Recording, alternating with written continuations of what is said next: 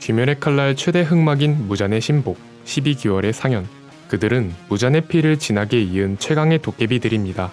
상현은 한 세기가 넘는 긴 시간 동안 교체된 일원이 없을 정도로 강력하다고 합니다.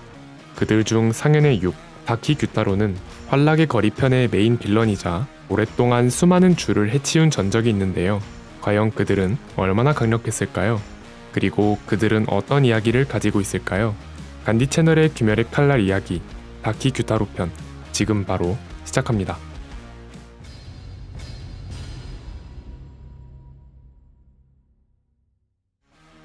나이 126세 이상, 본명 우메, 이명 다키, 유곽에서의 이름 와라비 히메, 계급 상현의 6.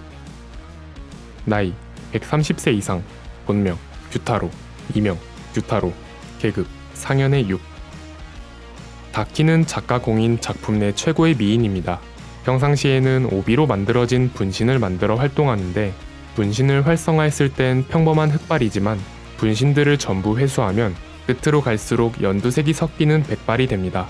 다키는 일정 기간마다 외관과 이름을 바꾸는 식으로 유곽의 유녀로 지내면서 오이란이라는 최고 계급까지 올라간다고 합니다. 외모가 아름다운 사람만 잡아먹는다고 하며 유곽에서 외관이 마음에 드는 유녀가 발견되면 다음 사냥감으로 점 찍는다고 합니다. 본 모습에선 기모노와 망사 란제리가 조합된 복장을 통해 작중 인물 중 독보적으로 노출이 많습니다. 최고의 미인이라는 다키와는 반대로 규타로는 최악의 추남이라는 설정을 가지고 있습니다. 규타로는 흑발에서 연두색으로 내려오는 머리를 하고 있으며 구부정한 자세와 기괴한 체형을 지녔고 반점투성이인 얼굴 때문에 외관에 대한 콤플렉스와 자기 혐오를 갖고 있습니다.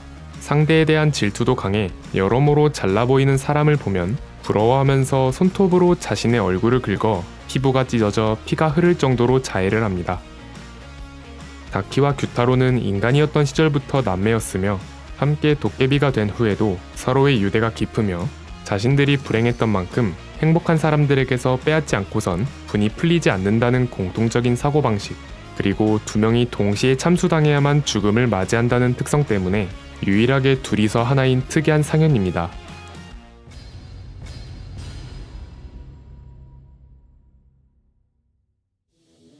우즈이 텐게는 유곽촌에서 사람이 실종되는 사례가 최근 다수 발생하고 있고 유곽의 특성상 밤에만 활발한 지역이다 보니 밤에만 활동하는 도깨비들의 특성과 맞물려 분명 도깨비가 활동하고 있을 것으로 판단해 정보 수집을 위해 자신의 아내 3명을 유곽으로 보냈지만 연락이 끊기면서 본격적으로 수사에 착수합니다. 임무를 위해 탄지로 일행이 텐겐과 합류하면서 각자 다른 유곽으로 잠입하게 됩니다. 상현 6 다키는 텐겐의 아내 중 한 명인 스마를 붙잡아 행방불명 처리했고 다음 용의 선상으로 히나츠루를 의심하고 있었습니다. 히나츠루가 낌새를 눈치채고 유곽을 떠나려고 하자 다키는 분신을 통해 히나츠루를 감시했고 잠입해 있던 이노스케가 이상한 낌새를 느껴 방 안으로 들어왔을 때 마키오를 오비에 가둬 건물의 비밀 통로로 도망칩니다. 이후 다키는 쿄고쿠야의 와라비 힘의 오이란으로서 방 청소를 제대로 못한 아이를 혼내다가 젠코라는 신입이 제지하자 못생겼다는 디스와 함께 주먹으로 쳐서 날려버립니다. 이때 제니츠는 실신했지만 피격과 동시에 순간적으로 낙법을 취한 것을 본 다키는 일반인이 아니라 귀살대라는 것을 눈치채고 잠시 후 제니츠까지 납치합니다. 그 다음으론 토키토야의 코이나츠 오이란이 시집을 간다는 소식을 듣고 납치하려 했지만 이 일을 눈치챈 탄지로에게 저지당하고 전투가 시작됩니다. 한편 이노스케는 다키의 식량 저장고를 발견했고 한바탕 전투가 일어나는 소리를 들은 텐겐도 지면을 폭파시켜 저장고로 합류해 붙잡힌 아내들과 사람들을 구하자 분신은 서둘러 다키에게로 돌아갑니다. 그 사이 다키는 탄지로와 치열한 공방을 주고받다가 탄지로가 히노카미 카고라를 사용해 몰아붙이면서 다키의 목을 베려던 찰나 탄지로의 육체적 한계 때문에 미처 베지 못하고 쓰러져 탄지로가 역으로 위기에 처합니다. 그때 네즈코가 뛰쳐나와 다키를 발로 차 날려버렸지만 그 후부터는 다키가 네즈코를 압도하기 시작합니다. 하지만 네즈코가 폭주하면서 다키를 상회하는 육체 능력과 재생 능력을 갖추게 되었고 이후 채술과 혈기술을 통해 다키를 압도하다가 유곽 건물 쪽으로 걷어차버리고 네즈코도 유곽 내부로 들어갔지만 도중 피를 흘리는 유녀를 보며 갈등합니다. 다행히 곧바로 달려들은 탄지로가 온 힘을 다해 네즈코를 붙잡고 있었고 다키가 서서히 다가오고 있었을 때 텐겐이 도착합니다. 다키는 갑자기 나타난 자가 자신은 거들떠보지도 않고 그저 탄지로에게 네즈코를 진정시키라며 잔소리하는 걸 보고 업신여겨졌다고 생각해 분노했지만 이미 다키는 텐겐에게 목이 베인 뒤였습니다. 이후 이렇게 약한 도깨비가 상현일 리가 없다는 말을 듣고 그저 빽빽거리며 울자 텐겐은 분명 목이 베었는데 왜 소멸하지 않는지에 대해 의문을 가지는 순간 다키의 배후에서 또 한 명의 도깨비가 나타납니다. 그는 바로 상현의 유기자 다키의 오빠 규타로였습니다. 텐겐이 기척을 느끼자마자 공격했지만 규타로는 다키를 데리고 아무렇지 않게 회피하더니 태연하게 다키에 떨어진 목을 붙여줍니다. 텐겐은 곧바로 다시 공격했지만 오히려 규타로의 반격으로 텐겐의 이마에 상처가 생깁니다. 다키와 규타로 둘이서 하나인 상현임이 밝혀지고 마침 탄지로, 이노스케, 제니츠도 합류하면서 본격적으로 상현과의 전투가 시작됩니다. 2인 1조로 나눠 이노스케와 제니츠는 다키의 목을, 탄지로와 텐겐은 규타로의 목을 노리고 전투를 개시합니다. 그러자 규타로는 왼쪽 눈을 다키에게 보내면서 다키 쪽의 전투를 지원해줍니다. 규타로는 한쪽 눈을 통해 다키의 전투를 도우면서 탄지로와 텐겐을 동시에 상대하면서도 밀리긴커녕 오히려 밀어붙이던 중 지붕 위에서 히나츠루가 무수한 쿠나이를 날립니다. 규타로는 분명 저 쿠나이에 무언가가 있다는 의도를 간파하고 모조리 쳐냅니다. 자신에게도 쿠나이가 꽂히는 것을 감수하고 돌진한 텐겐이 규타로의 다리를 벤 순간 쿠나이 하나가 규타로에게 바뀌었고 규타로는 쿠나이에 발린 등꽃독 때문에 재생하지 못하고 잠시 주춤했지만 빠르게 독을 분해하고 텐겐과 탄지로의 공격이 닿기도 전에 다리를 재생합니다. 그리고 혈기술, 원참선회를 시전해 거리를 벌리고 히나츠루를 붙잡습니다. 다행히 탄지로가 물의 호흡과 히노카미 카구라를 섞어 히나츠루를 구해냈고 텐겐이 뒤에서 기습하면서 앞뒤로 규타로의 목을 노렸지만 규타로는 모든 공격을 막아내고 다시 원참선회를 발동합니다. 하지만 텐겐이 발동 직전에 먼저 뛰어들어 규타로와 함께 지붕 아래로 떨어집니다. 이후 탄지로는 이노스케, 제니츠 쪽으로 합류해 다키의 목을 베는데 성공했고 이노스케가 다키의 목을 들고 도주했지만 텐겐을 쓰러뜨린 규타로에게 찔리면서 다키의 목을 빼앗깁니다. 목을 다시 붙인 다키가 주변 건물들을 무너뜨리자 탄지로를 구하다가 제니츠까지 깔리면서 탄지로를 제외한 전원이 리타이어하게 됩니다. 혼자 남은 탄지로는 궁여지책으로 규타로를 속여 목을 벨 수 있는 절호의 기회를 만들었고 잔해에 깔려있던 제니츠는 이 상황을 보며 당황하고 있던 다키의 목을 노립니다. 하지만 탄지로의 힘이 부족해 규타로의 목을 베는데 실패하고 위험에 처하자 텐겐이 끼어들면서 규타로의 낫을 쳐냅니다. 텐겐은 한쪽 눈을 잃으면서까지 탄지로가 규타로의 목을 벨 시간을 만들어 주었고 마침 이노스케도 제니츠 쪽에 합류해 다키의 목을 뱁니다. 규타로가 죽기 전 마지막 발악으로 혈기술을 폭주시켰지만 네즈코가 폭혈을 발동해 상쇄시킵니다. 이후 다키와 규타로가 목이 잘린 채 서로의 탓을 하며 싸우는 모습과 함께 인간이었을 때의 과거사가 펼쳐집니다. 규타로는 유곽 최하 계급의 유녀에게서 태어났으며 태어나기 전부터 죽을 뻔했고 어린 시절부터 학대를 받아 몇 번이나 죽을 뻔했습니다. 그런 지옥 같은 나날들을 보내던 규타로는 여동생인 다키, 아니 우메가 태어나면서 세상을 살아갈 이유를 찾게 됩니다. 흉측한 자신과 달리 길거리를 걷기만 해도 지나가던 모두가 돌아볼 정도의 미인이었고 그런 여동생이 자신을 좋아하고 따라다니고 잠시라도 떨어지면 엉엉 우는 우메는 규타로를 혐오하지 않고 오히려 좋아해주는 유일한 사람이었던 만큼 규타로에게 너무나도 소중한 존재였습니다. 규타로는 자신의 외모가 공포감을 조성할 수 있다는 점과 싸움을 잘한다는 걸 깨닫고 육안에서 돈을 거두는 일을 시작했습니다. 그렇게 걱정 없이 먹고 살 수 있게 되면서 모든 게 잘 될 것으로 생각했습니다. 작은 희망을 품고 살아가던 규타로는 우메가 13살이 되던 날 모든 게 무너지게 됩니다. 바로 우메의 손님이었던 사무라이가 규타로를 모욕하자 크게 분노한 우메는 손님의 눈을 비녀로 찔러버렸고 이에 사무라이가 분풀이로 우메를 산채로 불태운 것이었습니다. 규타로는 일을 마치고 돌아와 보니 불에 태워진 채 서서히 죽어가는 우메를 발견했고 사무라이는 우메를 껴안고 울고 있는 규타로까지 베어버립니다. 하지만 규타로가 혼신의 힘을 발휘해 낫으로 사무라이와 관리인을 베고 죽어가는 우메를 껴안은 채 길거리에서 울부짖으며 떠돌 때 우연히 도우마에게 발견되었고, 도우마가 남매에게 피를 나눠주면서 도깨비가 된 것이었죠. 이후 지옥과 천국의 갈래에서 자신은 오빠를 추하다고 생각하지 않는다며 죽기 직전에 남겼던 폭언에 대해 사과하고 규타로에게 매달리면서 자길 두고 가지 말라고 애원합니다. 규타로는 다키의 통곡을 들으며 우리 둘이 함께하면 최강이지, 영원히 함께다, 절대 떨어지지 않겠다고 했던 과거의 약속을 떠올립니다. 규타로는 결국 다키를 업고 혹시라도 다키에게 지옥의 불길이 닿을라 한 걸음씩 조심스럽게 함께 앞으로 나아갑니다.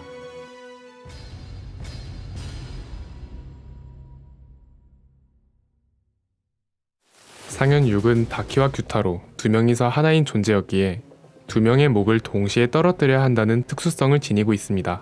그렇기에 이들을 토벌하기 위해선 두 명을 동시에 상대해야 합니다.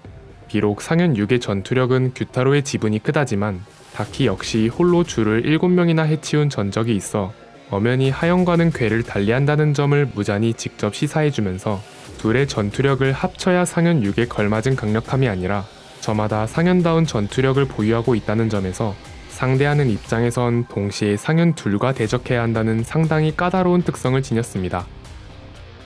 다키의 능력은 혈기술을 중심으로 이루어집니다. 분신으로 여러 개의 오비를 다루는데 이 오비를 통해 전투와 먹이 조달, 감시 등 여러 행동을 합니다. 오비는 다키의 신체 일부를 통해 만들어지며 꼭 따로 분리하지 않아도 목이 베일 위기에 처했을 때 목을 오비처럼 만들어 검으로 베어내기 힘들게 만드는 식으로 응용도 가능합니다. 분신으로 사용할 땐 분신들도 식인을 통해 능력을 강화하는 게 가능하고 본체인 다키와 모든 정보를 공유할 수 있습니다. 전투에선 촉수처럼 오비를 휘둘러 상대를 공격하거나 신체를 감싸 상대의 공격을 방어하는 식의 단순한 활용 방식이지만 개인 전투력이 강한 규타로와 달리 은밀한 먹이 조달, 정보 수집, 납치, 비좁은 통로의 이동 등 전투 이외의 영역에서 다양하게 활용이 가능한 혈기술입니다. 하지만 다키의 가장 큰 단점은 멍청하고 전투 감각이 떨어진다는 것인데 이는 규타로의 조종 능력으로 커버합니다. 상현 6의 진가라 할 수 있는 규타로는 인간이었던 시절부터 초인적인 힘을 발휘했던 만큼 도깨비가 되어서도 남다른 전투 센스를 보여줍니다. 우선 텐겐과 탄지로를 동시에 상대하면서도 전혀 밀리지 않고 오히려 우위에 섰다는 점부터 월등한 대인 전투력을 보여줬고, 왼쪽 눈을 다키에게로 옮겨 다키의 몸을 지배해 다키의 신체를 원격으로 조종하면서 텐겐과 탄지로, 이노스케와 제니츠를 동시에 상대합니다. 또한 서로를 지원해주는 식으로 유유타의 회방을 놓았고, 비범한 육체 능력은 물론 등꽃독을 순식간에 분해하면서 상현의 진가를 보여줬습니다. 분석력도 매우 출중한데 텐겐의 폭약을 보고 충격에 닿으면 터지는 점을 빠르게 눈치채 구슬을 쳐내지 않고 몸을 틀어 피한 부분, 텐겐이 탄지로를 소개할 때 자신의 치구코라고 했지만 서로 연계가 전혀 되어 있지 않다며 텐겐의 허풍을 간파해냈고, 히나츠루가 쿠나이를 던졌을 때 낌새가 수상하여 혈기술로 모조리 쳐내는 판단 등 단순 전투력뿐 아니라 지능적인 면모도 보여줍니다. 작중 등장한 다키 규타로의 혈기술은 다음과 같습니다. 8중 오비 배기. 다키가 기술명을 말한 유일한 기술로 총 8갈래의 오비를 가로 세로로 겹겹이 쌓아 날려 정면으로 달려드는 상대는 피할 수 없는 공격이라고 합니다. 피 참격. 규타로가 쥔 낫에서 흐르는 피를 얇은 칼날 같은 형태로 날리는 기술입니다. 규타로의 낫뿐 아니라 피에도 맹독이 들어있어 피부에 스치기만 해도 중독됩니다. 날아가는 피의 낫. 피의 참격을 응용한 기술로 기존의 직선으로만 날아가던 것과 달리 궤도를 원하는 대로 수정 가능하며 적과 부딪히기 전까진 빗나가도 사라지지 않습니다. 발호 도량. 자신의 주변을 난도짓 하듯 휘둘러 피의 참격으로 이루어진 구체막을 생성하는 방어 기술입니다. 이 기술로 히나츠루가 날린 쿠나이를 모조리 쳐냈습니다. 원참 선회. 규타로의 주력기입니다. 양팔에서 피의 참격으로 이루어진 소용돌이를 생성해 주변을 광역으로 쓸어버리는 기술입니다. 팔을 휘두르는 식의 별도의 동작 없이 언제든지 소용돌이를 날릴 수 있으며 평소에는 양팔에 하나씩 총 2개지만 죽기 직전의 발악에선 무려 4개나 되는 소용돌이를 날렸습니다.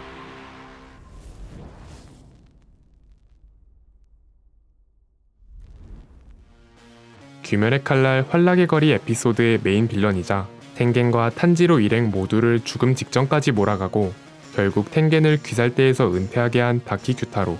12귀열의 상연 중 최하위인 유김에도 압도적인 강력함을 보여주면서 나머지 상연은 최소 이들보다도 강하다는 임팩트를 남겨 이들보다 더 위의 계급인 상연은 과연 얼마나 강할지 독자들에게 많은 기대감을 증폭시킨 매력적인 인물들이었던 것 같습니다. 긴 영상 시청 감사드리고 저희는 간디 채널이었습니다. 감사합니다. 귀멸의 칼날 최대 흑막인 무잔의 신복 12개월의 상연. 그들은 무잔의 피를 진하게 이은 최강의 도깨비들입니다. 상연은 한 세기가 넘는 긴 시간 동안 교체된 일원이 없을 정도로 강력하다고 합니다. 그들 중 상연의 오, 교코는 한탱구와 함께 도곡 마을을 침공했는데요. 과연 그는 얼마나 강력했을까요? 그리고 그는 어떤 이야기를 가지고 있을까요? 간디 채널의 귀멸의 칼날 이야기, 교코편, 지금 바로 시작합니다.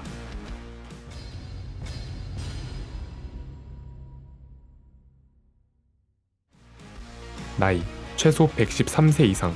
키, 본체 기준 170cm. 본명, 만화기. 이명, 교코. 계급, 상연의 5. 대부분의 도깨비는 비교적 사람같이 생겼지만 교코는 유일하게 인간과는 거리가 먼 괴물같은 형체를 지녔습니다. 얼굴에선 눈과 입의 위치가 바뀌어 있으며 하반신이 뱀같은 형상을 지녔고 마치 지네처럼 수많은 손이 있는 등 징그럽게 생겼습니다. 교코는 항아리 속에 지내며 스스로 예술가라고 생각합니다. 항아리만 따로 만들기도 하고 종종 자신의 항아리에 인간의 시신을 장식하는 공예품을 제작합니다. 그런데 이는 그저 기행에 불과할 뿐 제작 솜씨는 부족한지 무이치로는 교코의 항아리를 보고 좌우 대칭조차 맞지 않는다고 했습니다. 교코의 과거는 팬북에서 공개되었습니다. 어린 시절부터 천성적인 사이코패스로 어업을 하러 나갔던 자신의 부모님이 익사체가 되어 건져진 것을 보고 아름답다며 감동을 하기도 했습니다. 이후 교코는 동물 사체를 이리저리 꿰매고 항아리에 장식한 것을 예술이라며 보여주고 다녔고 마을 사람들은 어린 나이에 부모를 잃어 미친 것이 틀림없다며 교코를 피했습니다. 그러다 보니 아이들도 교코를 놀려대게 됐는데 교코는 자신을 놀린 아이들을 살해하고 항아리에 박아 넣게 됩니다. 하지만 어느 날 교코가 살해했던 아이들의 부모에게 발각되면서 쟁기에 찔려 죽을 위기에 처했고 반쯤 시체 상태로 처해 있을 때 우연히 근방을 지나가던 무잔이 도깨비로 삼았다고 합니다.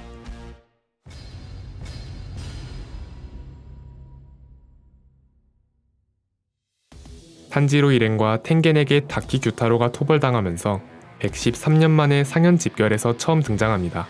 무잔이 어떻게 상연들마저 전부 쓸모가 없느냐고 화를 낼 때 자신은 유익한 정보를 가지고 있다고 보고했고 도깨비에게 대항할 수 있는 유일한 무기인 일륜도를 만드는 도곡 마을을 파괴하면 귀살대의 전력을 확실하게 약화시킬 수 있었기에 한탱구와 함께 도곡 마을을 침공합니다. 교코는 한탱구와 싸우다 강풍에 날아온 무이치로와 두 도공을 마주치게 됩니다. 교코는 무이치로에게 대장장이들의 시체로 만든 자신의 작품 대장장이의 단말말을 보여주며 도발했고 이어지는 무이치로의 공격으로 바로 싸움이 시작됩니다.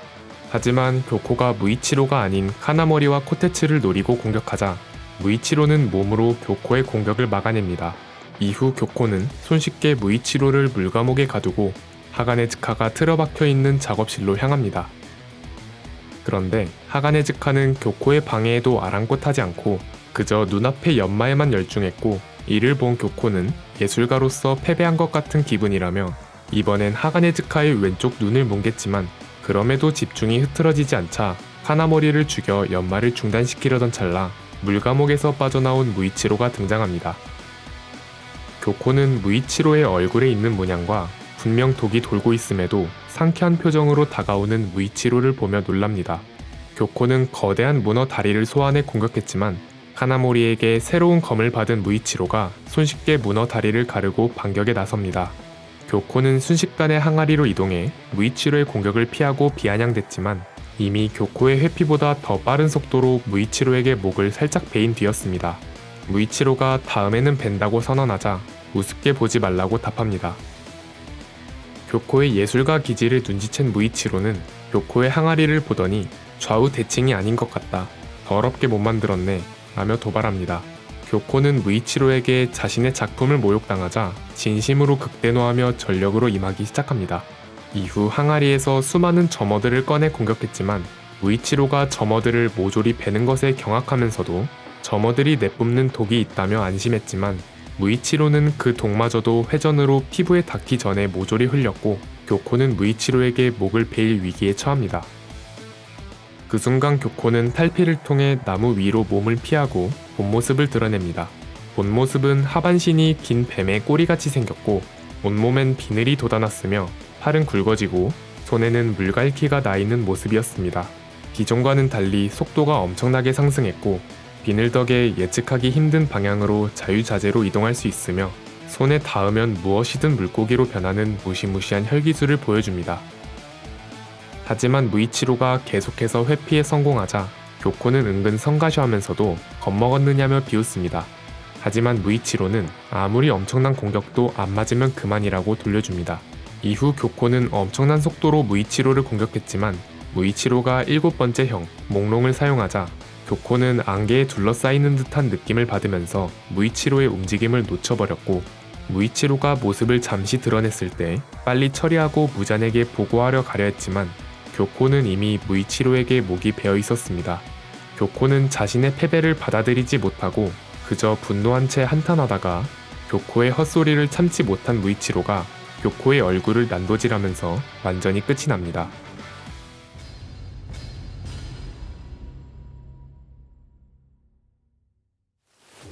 교코는 여타 상현들이 그랬듯 차원이 다른 신체 능력을 기반으로 상대를 압박하는 것과 달리 다채로운 종류의 혈기술을 사용한다는 특징이 있습니다.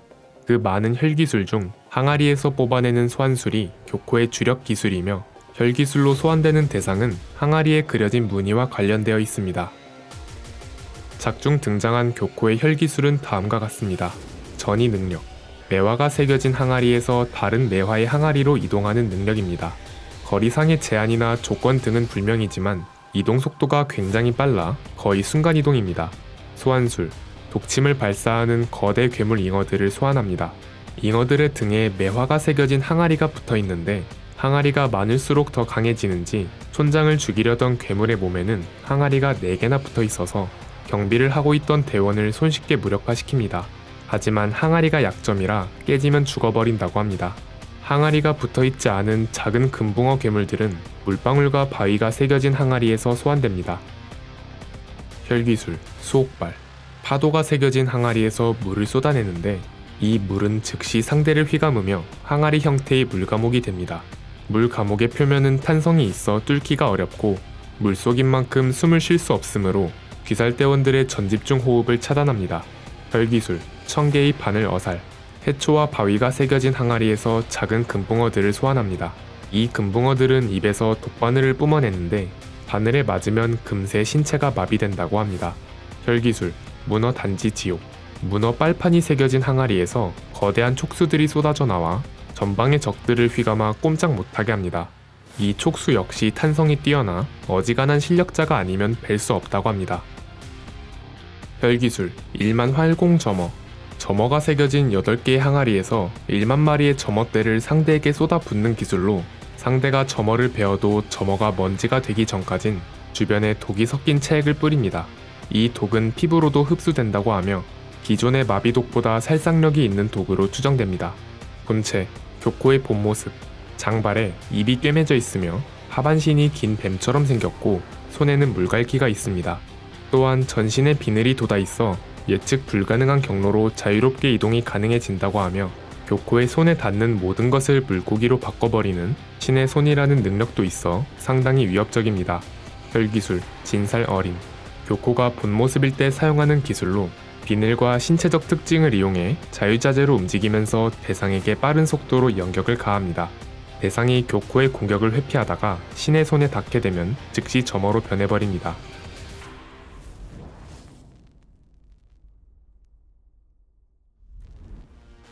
무잔의 12개월 중 상현임에도 가장 허무하게 퇴장한 교코. 그의 다채로운 혈기술을 보면 상당한 강자임은 분명하나 전투 센스가 확실하게 부족한 모습을 보여주면서 상현다운 존재감을 보여주지 못했는데요. 하필 무이치로와의 1대1 승부만으로 토벌당했고 본편에서 과거 회상조차 등장하지 않아 독자들에게도 큰 존재감이 없었다고 합니다. 하지만 애니메이션에서는 어떤 식으로 연출될지 기대가 됩니다. 긴 영상 시청 감사드리고 저희는 간디 채널이었습니다. 감사합니다. 귀멸의 칼날 최대 흑막인 무잔의 신복 12개월의 상현.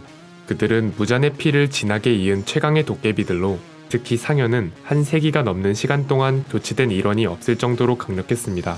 그들 중 상현의 사 한탱구는 도곡 마을을 침공했는데요. 과연 그는 얼마나 강력했을까요? 그리고 그는 어떤 이야기를 가지고 있을까요? 간디 채널의 귀멸의 칼날 이야기 한탱구 편 지금 바로 시작합니다.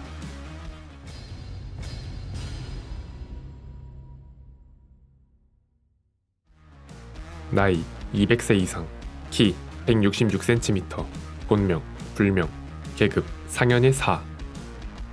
한탱구는 머리에 큰 혹이 달린 노인의 모습을 한 도깨비로 작은 두 개의 뿔이 돋아나 있으며 물상을 짓고 있는 것처럼 보이는 눈매를 지녔습니다.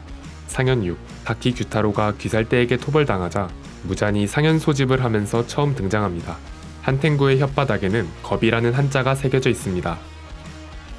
겁이 많아 항상 벌벌 떨면서 숨어 있으며 113년 만에 무한성으로 불려왔다고 하는데 홀수년 만에 불려와서 불길하다고 겁먹고 무잔에게 절을 올릴 때를 제외하면 뒤에서 계속 난간을 붙잡고 무섭다고 계속 중얼거리면서 떨고 있었습니다. 한탱구라는 이름의 한자를 풀이하면 반으로 나뉘는 탱구인데 이 이름은 한탱구의 능력의 복선이었습니다.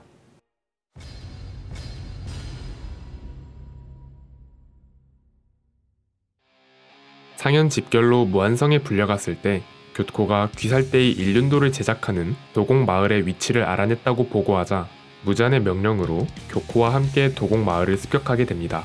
이후 한탱구는 탄지로와 무이치로가 있는 방에 침입합니다. 무이치로는 한탱구를 보자마자 공격했지만 한탱구가 빠르게 천장에 붙어 회피하자 주의 공격을 회피했을 정도면 보통 도깨비는 아니라고 확신했고 곧바로 탄지로와 네즈코가 협공해 주의를 돌리자 한탱구는 무이치로의 검에 목을 베입니다. 하지만 탄지로는 상현이 이렇게 허무하게 죽을 리가 없다며 다키 규타로처럼 목을 베어도 죽지 않을 가능성을 떠올립니다. 아니나 다를까 잘린 한탱구의 머리와 몸에서 두 마리의 도깨비가 자라납니다. 이들은 너와 섞여 있어서 진절머리가 났다는 대화를 통해 한탱구에게서 분리된 존재임을 알려줍니다. 이 도깨비들의 이름은 카라쿠와 세키도. 카라쿠는 파초선을 휘둘러 강풍을 일으켜 무이치로를 건물 밖으로 날려버리고 세키도는 석장을 내려찍더니 전기를 발산해 카마도 남매를 공격합니다. 그때 지붕 위에 있던 겐야가 총으로 순식간에 카라쿠와 세키도의 머리를 날렸지만 여기서 또 분열해서 우로기와 아이제츠가 나타납니다.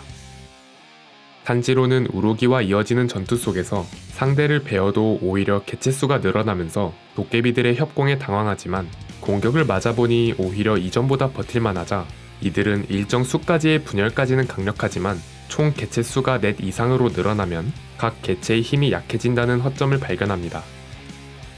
다른 곳에선 네즈코는 세키도와 싸우고 겐야는 아이제츠와 싸우고 있었지만 탄지로 쪽과 달리 열세였습니다. 탄지로는 우로기의 비행 능력을 이용해 검으로 우로기의 복부를 찔러 함께 날아갑니다. 도착해보니 네즈코는 세키도의 석장이 꽂힌 채 끝없는 전기찜질을 당하고 있었습니다. 탄지로는 서로의 육체엔 전기가 통하지 않으리라 판단해 우로기의 발로 네즈코의 몸에 꽂힌 석장을 뽑아내면서 해방된 네즈코가 혈기술로 반격을 가했지만 상공에 있던 카라쿠가 강풍을 일으켜 둘을 지면 방향으로 내려 찍어버립니다. 지나친 충격으로 둘 다 잠시 기절했지만 먼저 의식을 찾은 네즈코가 탄지로를 들쳐매고 공격을 피해 도망다닙니다. 하지만 카라쿠가 건물 전체를 무너뜨려 도망칠 곳을 없애자 네즈코는 자신의 피를 이용해 탄지로의 검을 폭혈도로 만들어줍니다. 이후 탄지로는 히노카미 카구라를 사용해 무려 도깨비 3명의 목을 한 번에 베어버렸고 마침 겐야도 나머지 도깨비의 목을 뜯어내면서 총 4명의 목이 동시에 떨어지게 됩니다. 하지만 여전히 도깨비들이 소멸하지 않자 탄지로가 5번째 도깨비의 냄새를 맡게 됩니다. 탄지로는 겐야에게 5번째 도깨비의 위치를 알려주고 네즈코와 함께 4명의 도깨비를 상대합니다. 겐야는 한탱구의 목을 베기 위해 검을 휘둘렀지만 고작 손가락만한 두께의 목 주제에 오히려 겐야가 휘두른 검이 부러질 정도로 단단했습니다. 본체를 지키기 위해 다가온 세키도가 겐야를 노리자 뒤따라온 탄지로가 막아주고 자신이 엄호할 테니 다시 본체의 목을 베라고 지시합니다. 하지만 그때 탄지로의 뒤엔 아이제츠가 달려들고 있었습니다. 직전의 시도에서 자신의 힘으로는 한탱구의 목을 벨 수 없음을 직감한 겐야는 빠르게 탄지로의 배후로 돌아 대신 창에 찔리고 탄지로에게 한탱구의 목을 베라고 합니다. 탄지로는 곧바로 본체의 목을 베었으나 예상을 뛰어넘는 정신나간 강도였고 하필 폭혈도의 지속시간도 끝나게 됩니다. 그 순간 탄지로의 배후에 6번째 도깨비가 등장했고 수많은 몽룡이 탄지로를 덮치자 네즈코가 뛰어들어 구해줍니다. 정확하게는 6번째 도깨비가 나온 것이 아니라 탄지로가 본체의 목을 베었을 때 세키도를 중심으로 나머지 도깨비들이 합쳐진 것이었습니다. 새롭게 등장한 도깨비의 이름은 조아쿠텐. 조아쿠텐은 북을 치더니 본체를 감싸 숨기고 기존 분열체들의 능력을 사용하면서도 더 강력한 위력을 보여주면서 조아쿠텐이 탄지로 일행을 몰살시키기 직전까지 갔을 때 연주, 칸로지 미츠리가 나타나 구해줍니다. 하지만 목을 베어도 죽지 않는다는 정보가 없던 칼로지는 조아쿠텐의 목을 베려다 음파 공격에 맞아 의식을 잃었고 탄지로 일행이 칸로지를 업고 열심히 도망다닙니다. 정신을 차린 칸로지는 반점을 각성하고 조아쿠텐을 상대하는 사이 탄지로 일행은 본체를 숨긴 곳을 공격했지만 한탱구는 진작 도망치고 없었습니다. 탄지로는 제니치의 병력일섬을 흉내내 한탱구에게 순식간에 도달하고 목을 공격하자 갑자기 한탱구가 거대해지고 탄지로를 무력화하면서 탄지로는 네즈코와 함께 벼랑에서 떨어집니다. 하지만 탄지로의 검은 한탱구의 목에 박혀있어 목을 벨 수단이 없었습니다. 그때 하가네즈카가 연마하던 검을 무이치로가 탄지로에게 던져주고 아직 덜 갈았다며 개빡친 하가네즈카를 뒤로하고 탄지로는 그 검을 받고 한탱구의 목을 베어버립니다. 분명히 목을 베었음에도 죽지 않고 돌아다니자 혓바닥에 겁이 아니라 한이 적혀있음을 발견합니다. 그런데 날이 밝기 시작하면서 탄지로는 네즈코를 보호해야 했고 한탱구는 마을 사람들에게 향합니다. 탄지로가 네즈코를 끌어안고 어찌할 줄 몰라 당황하고 있을 때 네즈코는 자신의 소멸을 각오하고 탄지로를 발로 차 한탱구 쪽으로 날려버립니다. 탄지로는 직전에 거대화했던 몸마저 분신이었음을 알아냈으니 후각에 온 정신을 집중해 분신의 육체에 숨어있는 본체의 위치를 파악하고 이번에야말로 한탱구의 목을 베어냅니다. 탄지로는 드디어 한탱구에게서 승리했지만 필시 네즈코는 태양빛에 소멸했을 거라 생각합니다. 하지만 네즈코는 태양 아래 설 수 있는 도깨비가 되었고 태양을 극복한 도깨비라는 이례적인 상황은 그야말로 완전 생명체의 출현이었고 귀살대와 무장 간의 대전쟁의 서막이 열립니다.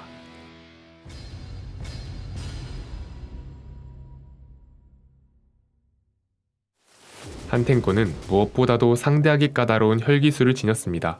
본체는 신체가 단단하다는 점 외엔 매우 작고 겁이 많아 그저 도망만 치지만 자신을 지켜줄 감정들을 분신으로 실체화해 대신 싸워주는 분신을 만들어내는 능력을 갖추고 있습니다.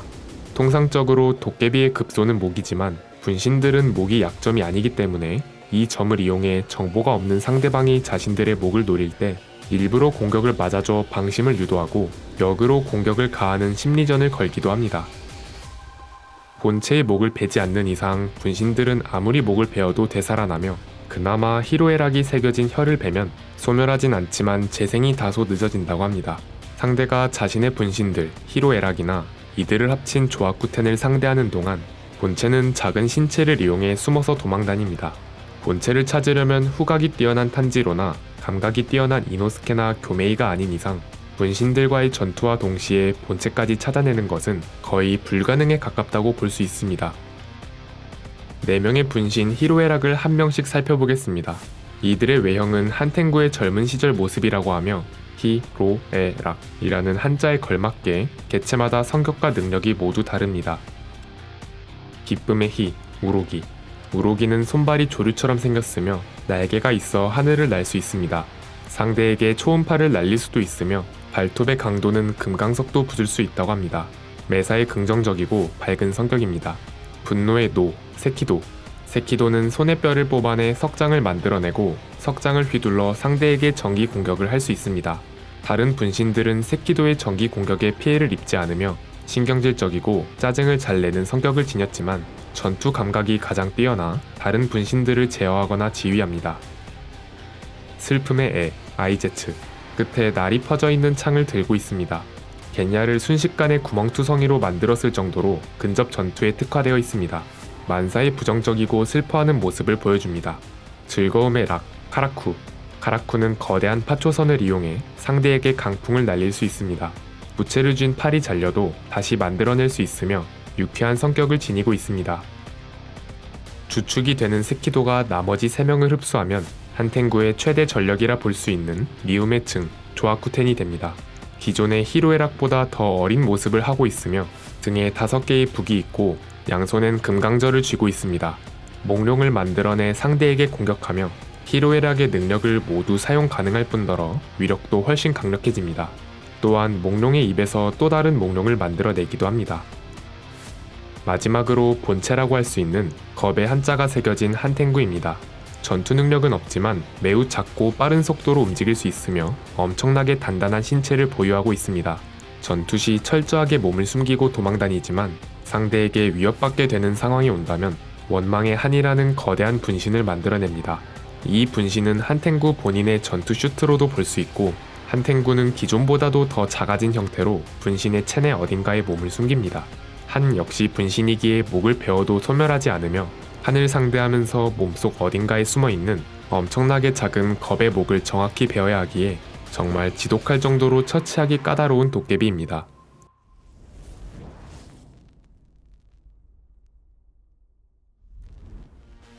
교코와 함께 도곡 마을을 침공한 한텐구. 이들은 외관도 외관이지만 행실마저 비호감이라 작중 인기가 최하위권에 속하는데요. 그래도 한텐구 덕분에 무잔히 태양을 극복한 도깨비를 발견하게 되면서 맨날 부하들에게 화만 내고 갈구기만 했던 그 무잔이 크게 기뻐하고 칭찬했을 정도로 큰 활약을 한 12개월입니다. 긴 영상 시청 감사드리고 저희는 간디 채널이었습니다. 감사합니다. 귀멸의 칼날 최대 흑막인 무잔의 신복 12개월의 상현. 그들은 무잔의 피를 진하게 이은 최강의 도깨비들입니다. 아카자는 작중 유일하게 맨손으로 싸우는 무투가이며 무의 지고의 경지에 이르기 위해 긴 세월 동안 끝없는 수련을 하고 있다고 하는데요. 과연 그는 얼마나 강력했을까요? 그리고 그는 어떤 이야기를 가지고 있을까요? 간디 채널의 귀멸의 칼날 이야기 아카자 편 지금 바로 시작합니다.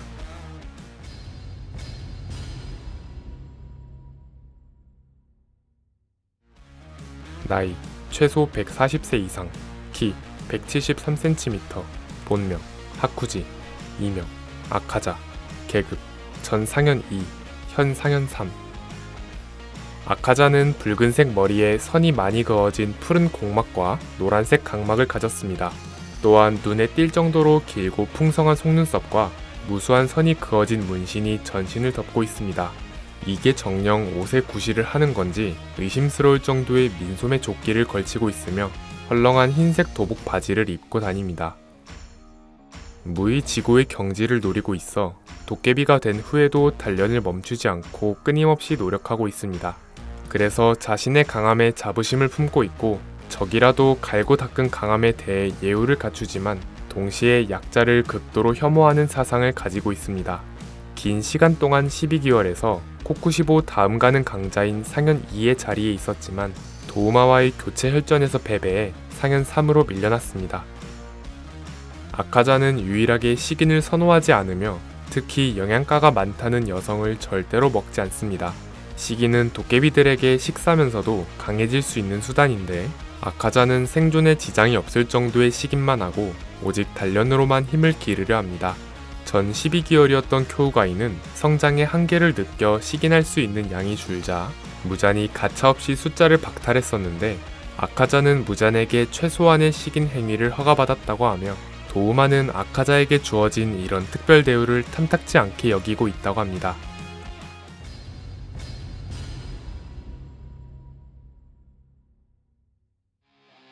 먼 과거 병든 아버지를 모시고 단둘이 사는 하쿠지라는 이름의 소년이 있었습니다. 그는 단 한 번도 아버지의 병시중을 귀찮아하거나 싫어하는 내색을 보이지 않았을 정도의 효자였다고 합니다. 생활도 어려웠지만 아버지의 약값을 위해 돈이 절실했는데 고작 11살이었던 하쿠지에겐 어림도 없었기에 소매치기를 하게 됩니다.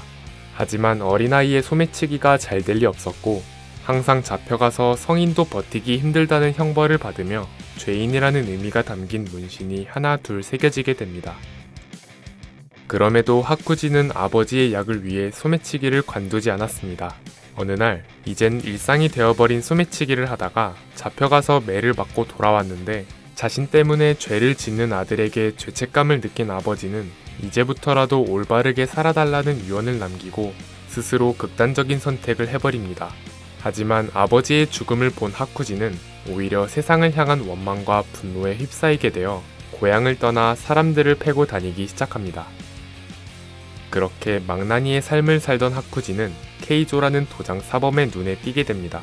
케이조는 하쿠지의 싸움 실력이 마음에 들어 영입을 제안했지만 막 나가던 하쿠지는 당연히 거절하고 주먹을 휘두릅니다.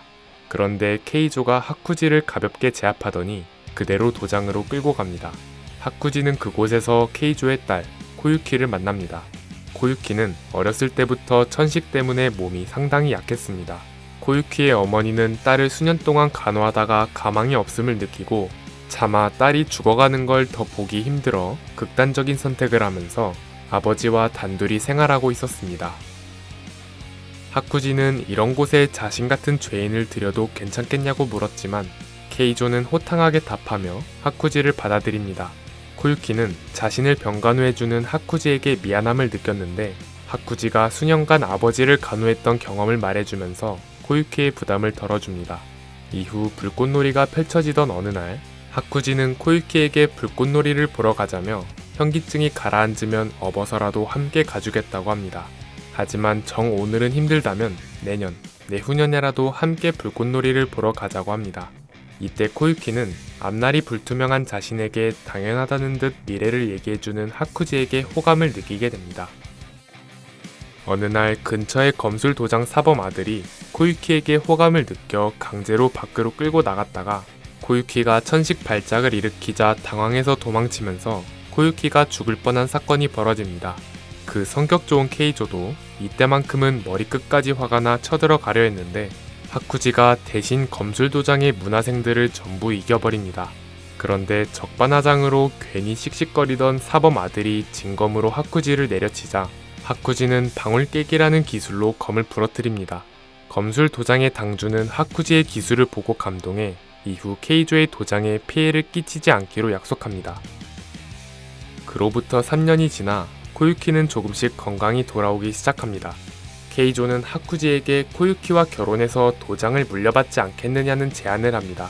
하쿠지는 죄인인 자신이 정직한 삶과 행복한 미래를 가질 수 있다는 기대를 하게 되었고 이후 코유키와 함께 불꽃놀이를 보며 결혼을 약속하면서 그 누구보다 강해져서 코유키를 지키겠다고 다짐합니다.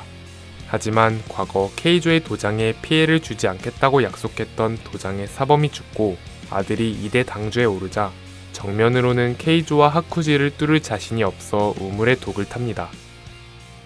그때 하쿠지는 아버지의 묘에 가게 되면서 자리를 비웠다가 돌아와서 참혹한 현장을 맞이하게 됩니다.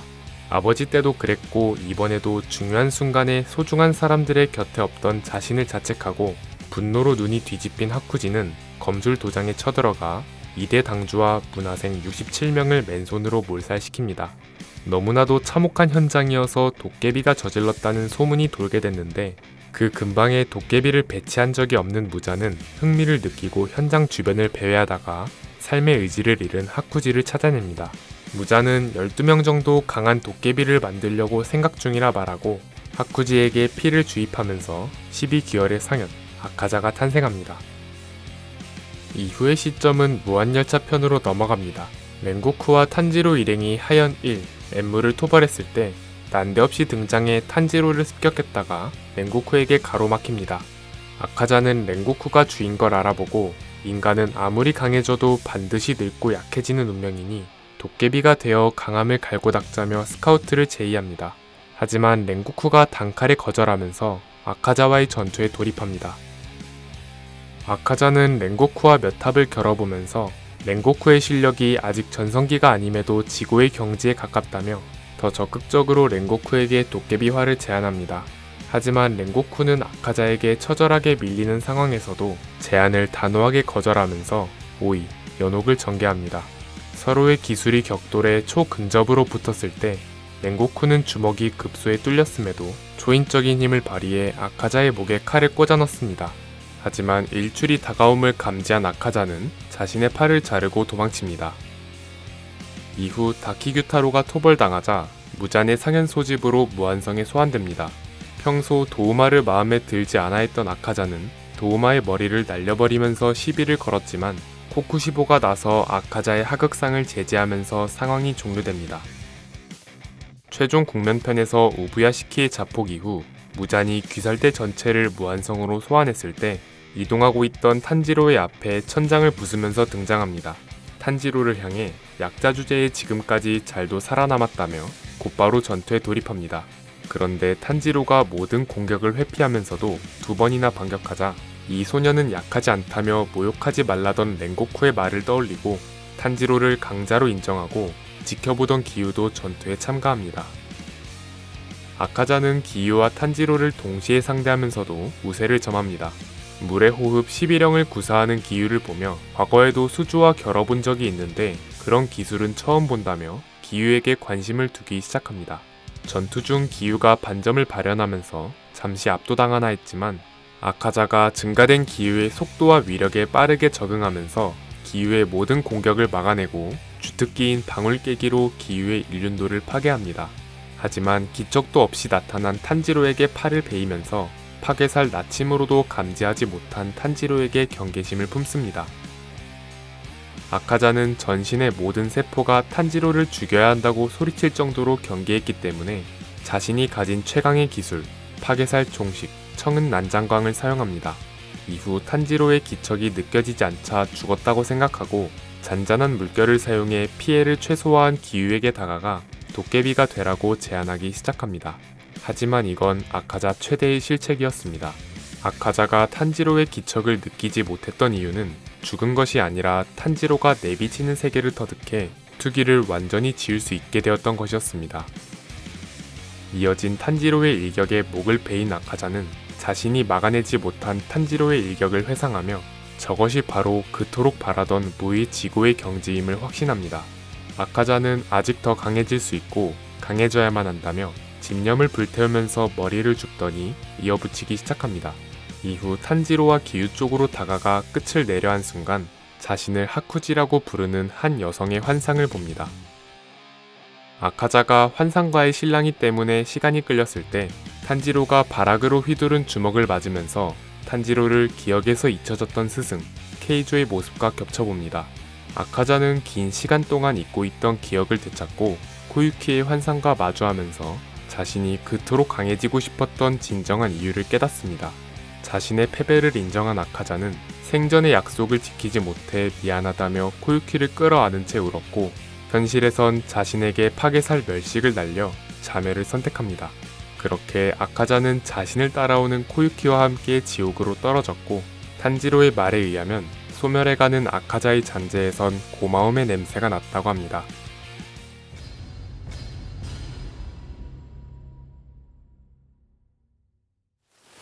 (12귀열에서도) 상현 3의 위치에 있는 아카자는 상현 중에서도 상위권의 시작점으로도 볼 수 있고 숫자에 걸맞은 강력함을 보유하고 있습니다.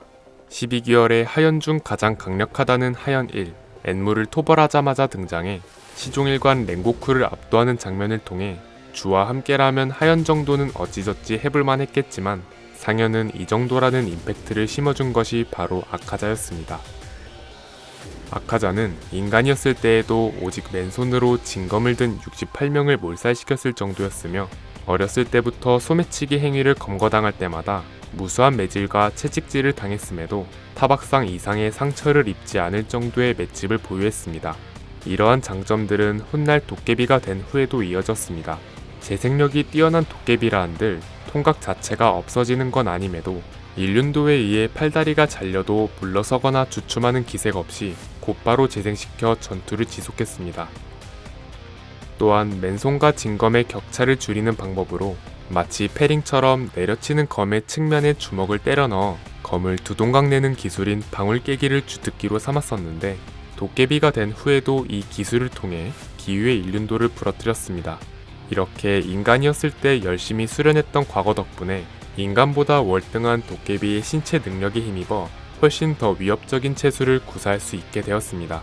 아카자의 혈기술은 본인이 구사하는 무술 동작이 녹아들어 있어 자신의 공격 동작으로 발생하는 충격을 더 강력하고 넓은 범위의 파동 형태로 가하는 방식입니다. 작중에서 등장한 아카자의 혈기술은 다음과 같습니다. 술식 전개, 파괴살, 나침. 눈꽃 모양의 나침반 문양 장판이 전개되어 상대방에게서 흘러나오는 투기를 통해 상대의 공격 궤도와 방향을 감지하는 기술입니다. 파괴살, 공식, 허공에 주먹을 내질러 보이지 않는 충격파를 가하는 기술입니다. 파괴살, 난식, 근거리에서 주먹을 연타하는 기술입니다. 파괴살, 멸식, 양손에 기를 모으고 상대를 향해 내질러 터뜨리는 기술입니다.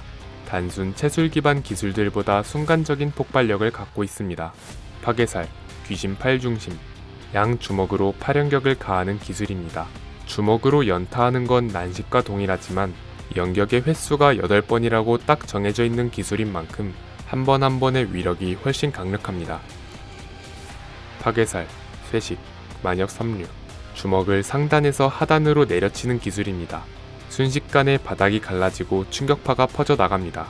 파괴살, 각식, 관선알, 후방으로 빠르게 올려차기를 가하는 기술입니다.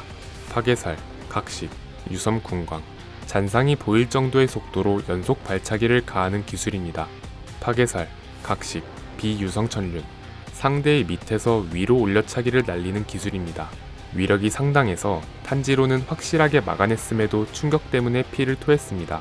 파괴살, 종식, 청은 난장광, 나침과 동일한 눈꽃 문양 장판을 펼친 후 순식간에 전방위로 100발 이상의 난타를 날리는 아카자의 최종 5위입니다.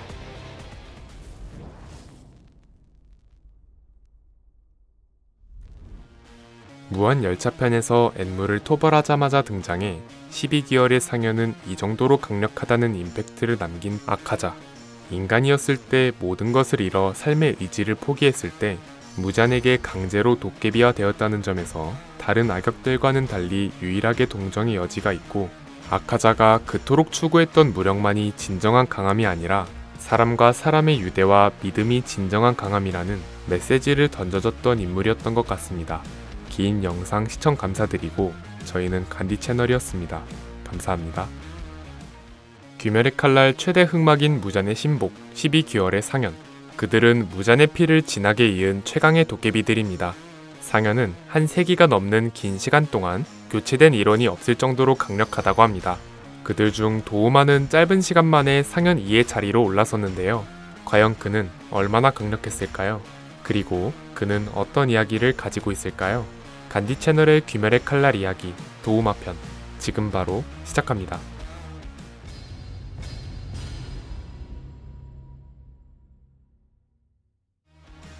나이 133세 이상, 키 187cm, 본명, 불명, 이명, 도우마, 계급, 전 상현 6, 현 상현 2, 특징, 만세 극락교 교주.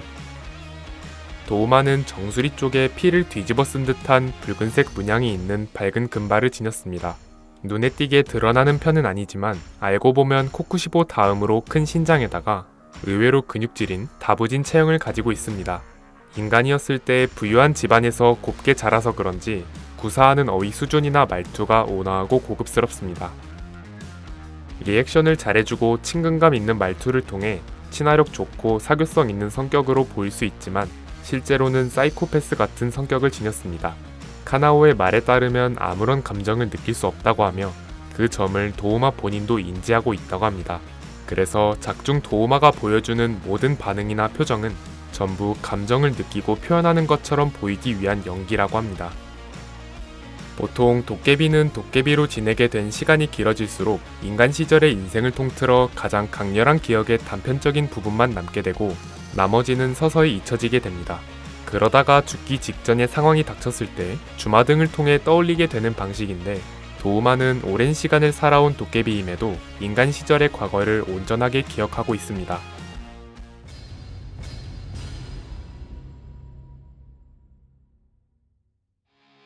도우마는 어렸을 때부터 무지갯빛 눈동자와 백갈색 머리라는 신비한 외형을 지녔습니다.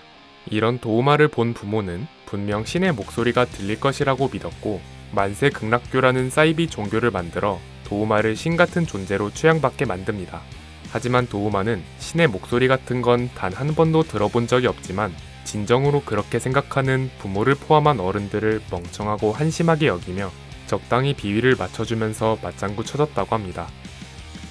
그렇게 도우마는 선천적인 인간성 결여와 자신을 신격화하는 질 낮은 부모에 의해 사이비 종교의 주교라는 환경까지 구성되면서 지금의 도우마가 되었습니다.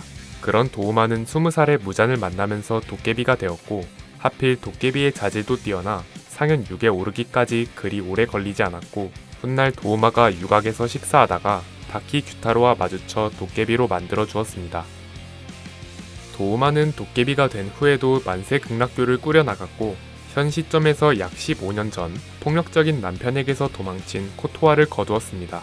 비록 지능은 높지 않았지만 눈치는 빨랐던 코토아는 도우마의 식인 행위를 눈치채고 이노스케를 아는 채 도망칩니다. 하지만 코토아는 길을 잃어 절벽 끝에 몰립니다. 코토아는 최후의 수단으로 이노스케를 절벽 아래의 강에 던지고 자신을 쫓아온 도우마에게 잡아먹히게 됩니다. 다키 규타로가 탄지로 일행과 텐겐에게 토벌당하자 무잔의 집합 명령으로 무한성으로 소집되면서 다른 상현들과 함께 도우마도 등장합니다. 딱 봐도 인간이 아닌 미친 사고방식을 보여주는 다른 상현들에 비해 아카자에게 도발과 하극상을 당하고도 태연하게 웃고 넘기면서 도우마는 비교적 곱게 미친 것 같은 모습을 보여줍니다. 무잔이 자리를 비우고 각자 자신의 임무 수행을 위해 제자리로 돌아가면서 도우마도 원래 있던 공간으로 돌아가게 됩니다. 그때 부하가 신도들이 왔다고 전해주는 장면을 통해 사이비 교주임이 밝혀집니다. 이후 한동안 등장이 없다가 최종 공면편에서 우부야시키의 자폭 이후 무잔이 귀살대 전체를 무한성으로 소환하면서 도우마도 오랜만에 등장합니다. 어렴풋한 혈향을 맡은 시노부가 냄새의 근원지를 찾아냈는데 그곳에서 도우마는 이번에도 식사하고 있었습니다. 시노부는 도우마의 외관과 말투를 관찰하다가 자신의 언니 카나에를 죽인 도깨비라고 확신합니다. 도우마는 과거에 꽃의 호흡을 사용하던 카나에와 만났었는데 카나에의 뛰어난 실력 때문에 쉽사리 결판이 나지 않아 결국 동이 틀 때까지 승부를 내지 못해 흡수까진 하지 못했다고 합니다. 도우마는 과거를 회상하며 아쉬웠다고 말하자마자 시노부의 찌르기가 들어왔습니다. 도우마는 막을 틈도 없이 눈을 관통당했지만 도깨비를 죽이려면 목을 쳐야 한다고 도발합니다. 하지만 시노부의 핵심은 바로 독. 직후 도우마의 체내에 시노부의 독이 돌기 시작했지만 상현답게 순식간에 해독을 마칩니다. 물론 거기까지는 시노부의 상정 내였기 때문에 시노부는 독의 조합을 몇 번이고 바꿔가며 전투하게 됩니다. 시노부는 도깨비에게도 통하는 독의 조합을 몇 번이고 바꿨지만 결국 그 독의 근간은 등꽃독을 통해 만들어지다 보니 전투가 지속될수록 도우마는 독 자체에 전반적인 내성이 생기게 됩니다.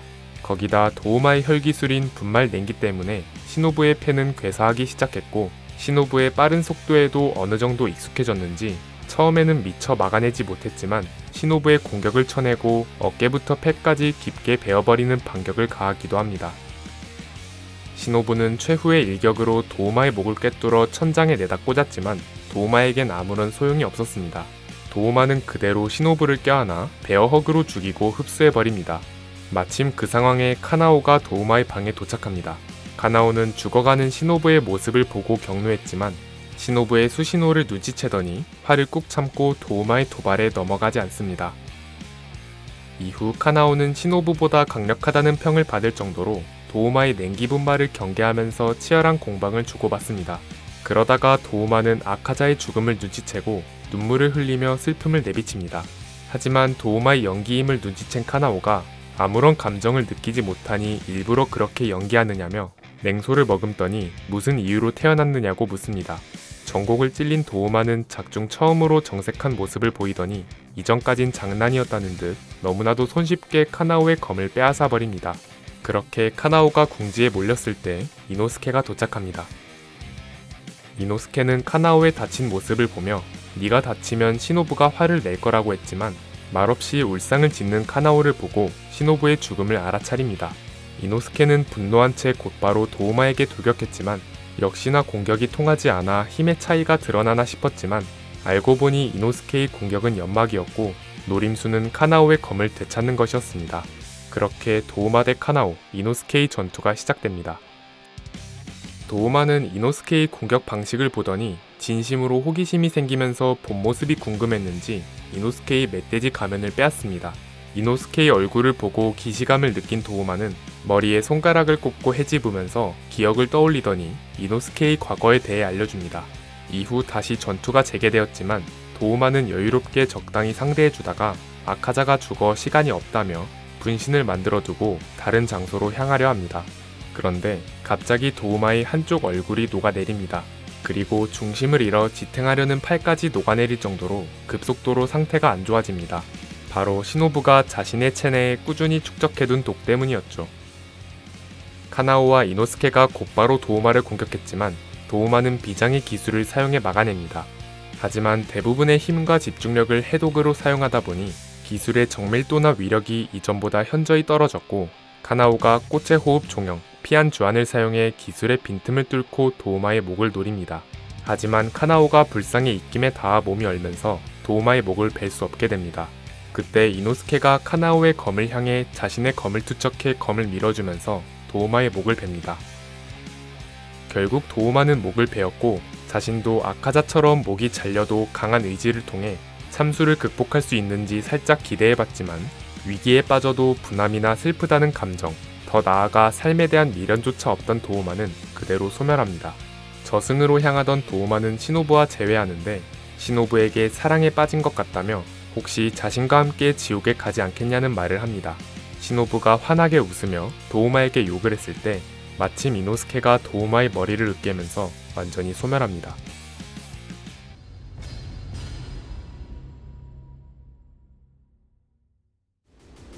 인간보다 압도적인 신체 능력을 갖춘 도깨비 내에서도 비교할 수 없는 수준의 힘을 가졌다는 12기열에서 무려 상현 2의 자리에 있는 도우마는 동체 시력과 특유의 감이 상당한 카나오와 이노스케가 눈치채지도 못할 정도의 속도로 검이나 가면을 빼앗을 정도의 속도를 보여줬습니다. 또한 상현 소집에서 아카자에게 머리가 박살났음에도 곧바로 재생하는 모습을 보여줬습니다. 등꽃 독의 경우 상현 6 규타로에게도 짧은 순간이나마 확실하게 먹혔는데 도우마는 시노부가 만든 특제 독도 금방 분해하고 오히려 즐기는 모습을 보여주기까지 했을 정도로 재생력 면에서도 유독 뛰어난 것을 알 수 있습니다. 본인 자체의 신비로운 외관과 더불어 두드러지진 않았지만 특유의 화술과 지능으로 수많은 사람의 정신을 망가뜨려 사이비 종교를 이끌면서 식량을 수급하고 있음을 알 수 있습니다. 최종 국면편에서 시노부는 도우마의 도발에 당해 침착함을 잃고 돌격했다가 분말 냉기를 들이마셨습니다. 이런 식으로 도우마는 상대를 살살 긁는 언동을 통해 심리전에서 우위를 점하면서 자신에게 유리한 전투 양상을 만들어내는 모습을 보여줬습니다. 도우마의 진가는 바로 혈기술입니다. 금으로 도금된 철선을 매개로 냉기를 바탕으로 연꽃 형태의 얼음을 만들어 조종하거나 냉기 자체를 퍼뜨리는 식의 다채로운 혈기술을 구사합니다. 철선 자체의 물리적인 파괴력도 상당해 근접 상황에선 철선으로 일륜도와 맞부딪히기도 합니다. 작중에서 등장한 도우마의 혈기술은 다음과 같습니다. 분말 냉기, 도우마의 모든 기술에 포함되어 있는 효과입니다. 도우마의 얼어붙은 피를 안개처럼 퍼뜨려 살포합니다. 이 살포된 안개를 들이마시면 폐에 들어가 허파과리를 괴사시킨다고 합니다. 연잎 얼음, 냉기를 머금은 철선을 휘두릅니다. 철선이 지나간 궤도에 연꽃 형태의 얼음이 생겨 2차적으로 냉각 범위를 늘립니다. 마른 정원에 떨어지는 눈, 철선을 여러 번 휘둘러 빠르게 연격을 가하는 기술입니다. 얼어붙은 구름, 철선을 앞으로 붙이면서 막대한 분말 냉기를 일으켜 상대를 덮어버리는 기술입니다. 넝쿨 연꽃, 연꽃 형태의 얼음에서 줄기를 늘려 상대를 휘감는 기술입니다. 이 기술로 떨어지던 시노부를 낚아챘습니다. 혹한의 겨울 여신, 여성의 모습을 가진 얼음 동상 2개를 소환해 입에서 냉기를 뿜어내는 기술입니다. 바닥에 물이 튀고 다시 바닥으로 떨어지기도 전에 얼려버리는 속도를 보여줍니다. 겨울철 고드름, 상대의 바로 위에서 긴 고드름 여러 개를 떨어뜨리는 기술입니다. 이 고드름 하나하나가 사람보다 훨씬 거대합니다. 흩날리는 연꽃, 얼음의 꽃보라를 날리는 기술입니다. 연잎 얼음의 상위 호환격 기술로 연꽃의 꽃잎 하나하나까지 상대를 향해 퍼지면서 날아가 정면에선 눈으로 보고 피하기가 불가능한 수준이라고 합니다. 결정의 아이, 도우마의 모습을 한 얼음 분신을 만듭니다. 이 분신 하나하나가 도우마의 혈기술을 똑같이 사용할 수 있으며 무잔이 피를 통해 전투 상황이나 각종 정보를 습득하듯 도우마도 분신을 통해 전투 상황에 대한 정보를 습득할 수 있다고 합니다. 무빙, 수련 보살, 얼음으로 된 커다란 불상을 만듭니다. 도우마의 최종 5위로 여겨집니다. 당시 대부분의 힘을 독을 분해하기 위해 사용하다 보니 결정의 아이 분신 하나조차 제대로 유지하지 못하는 상황이었어서 평소보다 기술의 위력과 정밀도가 떨어졌다고 하는데, 이런 상황에서도 엄청나게 거대한 크기와 범위와 더불어 카나오가 피한 주황까지 사용해야 겨우 궤도를 포착할 수 있을 정도로 규격 외의 속도를 지녔습니다.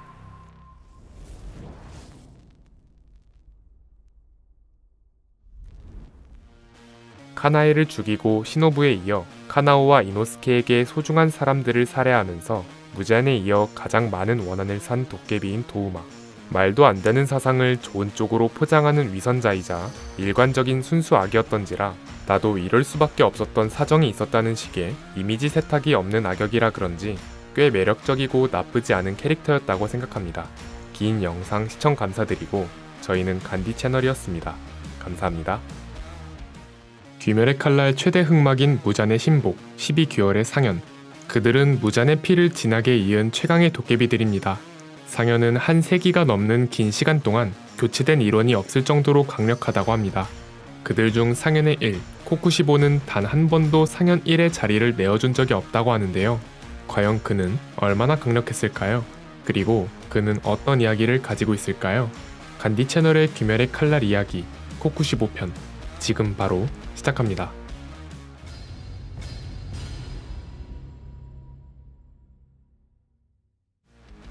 나이 최소 480세 이상, 키 190cm, 본명 츠기쿠니 미츠카츠, 이명 코쿠시보, 계급 상현의 1, 일륜도, 보라색, 달의 호흡. 코쿠시보는 보라색과 검은색이 섞인 기모노를 입으며 평범한 인간의 골격을 지녔지만 얼굴에 눈이 6개가 달린 도깨비입니다. 도깨비임에도 불구하고 귀살대 검사처럼 검과 전집중 호흡을 사용하면서 검사들이 궤도에 올라야만 발현이 가능한 반점과 내비치는 세계까지 구사합니다. 눈이 6개나 있지만 특별히 눈이 더 좋다거나 시야가 확연하게 넓다는 묘사가 나온 적은 없지만 전투를 할 때 모든 눈이 따로따로 움직이는 것으로 보아 단순히 멋으로 6개가 달린 건 아닌 듯 합니다. 정상적인 사고를 가진 인물을 찾기 힘든 12개월 중 아카자와 더불어 그나마 좀 정상적인 사고를 갖고 있습니다. 허구한 날 너희 다 쓸모없다고 땡깡 부리면서 12개월에게 무관심한 무장과 달리 아카자가 도우마에게 하극상을 펼쳤을 때 정 도우마가 마음에 들지 않으면 정식으로 혈전을 신청하라고 하는 등 상현을 관리하는 모습을 통해 12개월에서 실질적인 수장의 면모를 보여줍니다. 작품 내에서 무잔을 제외하면 최강의 도깨비입니다. 무잔에게 경칭은 쓰지만 존대는 하지 않고 대부분의 12개월이 무잔 앞에선 어찌할 줄을 몰라 하는 것과 상당히 대비되는 모습을 보여줍니다. 팬북에 의하면 무잔과 계급상으로는 상하 관계지만 실은 서로 꽤 마음이 맞는 비즈니스 파트너 관계라고 합니다.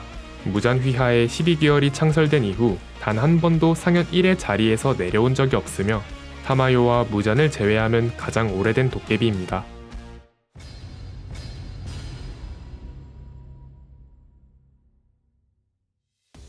츠기쿠니 가문에서 태어난 미츠카츠에겐 쌍둥이 동생이 한 명 있었습니다. 그의 이름은 귀멸의 칼날 세계관의 최강자 요리이치. 당시 시대에서는 쌍둥이가 태어나면 가문 내에서 후계 싸움이 일어날 것으로 생각해 요리이치는 별당에서 지내고 후에 승려가 될 예정이었습니다. 이런 요리이치가 안쓰러웠던 미츠카츠는 자신이 만든 피리를 동생에게 주면서 도움이 필요하면 부르라고 했습니다. 츠기쿠니 가문은 사무라이로 유명한 가문이었습니다. 미츠카츠가 7살이 되었을 무렵 무사에게 검술 수련을 받던 도중 요리이치도 훈련을 해보고 싶다고 합니다. 그런데 검을 잡아본 적도 없는 요리이치가 무사를 상대로 대련에서 손쉽게 압승을 거두어 버립니다. 미츠카츠는 요리이치의 검술 재능을 보고 아버지가 요리이치를 후계자로 삼을까봐 걱정했지만 어느 날 밤 요리이치가 미츠카츠의 방에 찾아와 어머니가 타계했고 자신은 절로 떠날 것이라 고하고 홀로 어디론가 사라집니다. 미츠카츠는 어머니의 일기를 읽으면서 요리이치는 자신이 후계자가 될 것을 알아차리고 형에게 피해가 갈까봐 도망쳤다는 걸 알게 됩니다. 이때부터 미츠카츠는 요리이치에게 큰 질투심을 느낍니다. 이후 아버지와 미치카츠는 요리이치의 행방을 찾았지만 헛수고였고, 미치카츠는 동생의 생사도 알 수 없게 되자 은근히 마음속으로 평온을 느끼며 가정도 꾸리고 사무라이로 살게 됩니다. 그로부터 10년 후 산에서 야영하던 미치카츠 일행은 한 도깨비에게 습격을 당하게 됩니다. 미치카츠 본인도 죽을 위기에 처했을 때 요리이치가 미치카츠를 구해주면서 제외합니다. 자신보다도 훨씬 강력한 무사가 되어있는 요리이치를 본 미치카츠는 질투심이 다시 불타올랐고, 요리이치를 뛰어넘기 위해 가문과 자신의 가족마저 전부 버리고 도깨비 사냥꾼이 되어 검수를 연마합니다. 미치카츠는 요리이치에게 호흡법을 배우면서 얼마 지나지 않아 반점까지 발현했지만, 요리이치가 사용하는 해의 호흡은 익히지 못하고 파생 호흡인 달의 호흡을 개발합니다. 시간이 흘러 호흡의 사용자와 종류도 많아지고 반점이 나오는 자들도 나타났지만, 반점을 발현한 자는 모두 단명한다는 사실을 발견합니다. 미치카츠는 자신이 단명해버리면 후세에 아무것도 남기지 못하는 것과 요리이치를 따라잡기 전에 생을 마감하는 것에 대해 큰 두려움을 느끼던 와중 무잔을 만나게 됩니다. 미치카츠는 무잔의 제안을 승낙해 불로불사인 도깨비가 되고 코쿠시보라는 이름으로 살아가며 무잔과 뜻을 함께한다는 것을 증명하기 위해 당시 우부야시키 당주의 목을 베어갑니다. 그 후로 몇십 년의 시간이 흘러 코쿠시보가 된 미치카츠의 앞에 요리이치가 나타납니다. 반점 발현자이므로 단명이 분명한 요리이치가 아직까지 살아있는 것도 놀라웠지만, 고령의 신체로도 젊었을 시절과 동일한 강력함을 보였고, 1안 만에 코쿠시보를 제압한 요리이치는 안타깝게도 직전의 일격을 끝으로 숨을 거둡니다. 코쿠시보는 인간임을 포기하면서까지 강함을 추구했지만 여전히 요리이치를 넘어서지 못해 질투, 한탄, 자조 등 간결하게 정의하기 힘든 감정을 품고 동생의 시체를 두동강 내버립니다. 그런데 요리이치의 품에서 어릴 적 자신이 줬던 피리가 나왔고, 자신의 검격으로 인해 피리가 갈라진 것을 보고 눈물을 흘립니다. 시간이 흘러 상현 6 다키규타로가 토벌된 후 상을 집결 때 코쿠시보도 함께 등장합니다. 그런데 아카자가 도우마의 머리를 날려버리면서 티격태격할 때 불만이 있다면 정식으로 교체혈전을 신청하라며 아카자의 하극상을 저지하는 모습을 통해 상현의 1다운 위압감을 보여주었습니다. 카이가쿠의 과거 회상으로 코쿠시보가 그를 굴복시켜 도깨비로 만들었음이 밝혀지고, 무잔에 의해 귀살대 대원들이 무한성으로 끌려왔을 때 코쿠시보는 하주, 무이치로를 만나게 됩니다. 코쿠시보는 무이치로가 자신의 후손임을 알아봤고, 무이치로의 기술의 완성도를 보면서 자신도 꺼내지 않으면 예의에 어긋난다며 달의 호흡 1형으로 무이치로의 한쪽 팔을 베어 제압합니다. 코쿠시보가 무이치로를 기둥에 꽂았을 때 겐야가 총구를 겨눴지만, 코쿠시보는 순식간에 겐야의 배후로 돌아 양팔과 상하반신을 베어버립니다. 하지만 겐야가 죽지 않는 것을 보면서 도깨비를 먹는 체질임을 눈치채 확실하게 목을 치려던 도중 겐야의 형이자 풍주, 시나즈가와 사네미가 막아섭니다. 코쿠시보는 형제가 나란히 귀살대원인 것을 보고 그리워하는 모습을 보이며 적당히 상대해주다가 달의 호흡 6형으로 사네미에게 중상을 입힙니다. 하지만 사네미의 희귀혈 효과로 코쿠시보가 치기를 느끼게 되어 흥미를 느끼는 순간 귀살대 최강인 암주, 히메지마 교메이가 등장합니다. 코쿠시보는 내비치는 세계를 통해 극한의 극한으로 단련된 교메이의 육체를 보더니 이 정도로 강한 검사를 본 것은 300년 만이라고 합니다. 그 후 교메이의 맹공에 당하나 싶었지만 코쿠시보는 일부러 검을 부러뜨리고 빠져나옵니다. 코쿠시보의 검은 본인의 육체로 만들어진 만큼 얼마든지 복구할 수 있었고, 달의 호흡 2형으로 교메이에게 상처를 내자 교메이는 힘을 더 끌어올리기 위해 반점을 발현합니다. 코쿠시보는 반점을 발현한 교메이를 보며 25세가 넘는 신체로 반점을 발현시켰으니 금방 죽을 것이고 그토록 단련된 육체의 소멸을 안쓰러워합니다. 하지만 예외가 있었을 텐데, 반점을 갖고 25세가 넘고도 여전히 계속 살아남은 자가 있었잖아 라고 교메이가 답하자 말없이 크게 동요한 코쿠시보는 곧바로 교메이의 목을 노립니다. 이후 사네미도 반점을 발현하고 다시 싸움에 합류합니다. 사네미와 교메이의 연계를 본 코쿠시보는 이들이 귀살대 내 상위에 필적하는 강자임을 확신합니다. 코쿠시보도 진심으로 임하기 시작해 기술을 연발에 압도했지만 죽음을 각오하고 뛰어든 무이치로에게 찔리고 겐야의 혈기술에 결박당합니다. 이어서 교메이와 사네미가 목을 노렸지만 코쿠시보는 전신 발도를 통해 전 반경에 참격을 가해 사네미와 교메이는 중상을 입고 무이치로는 가로로, 겐야는 세로로 두동강 납니다.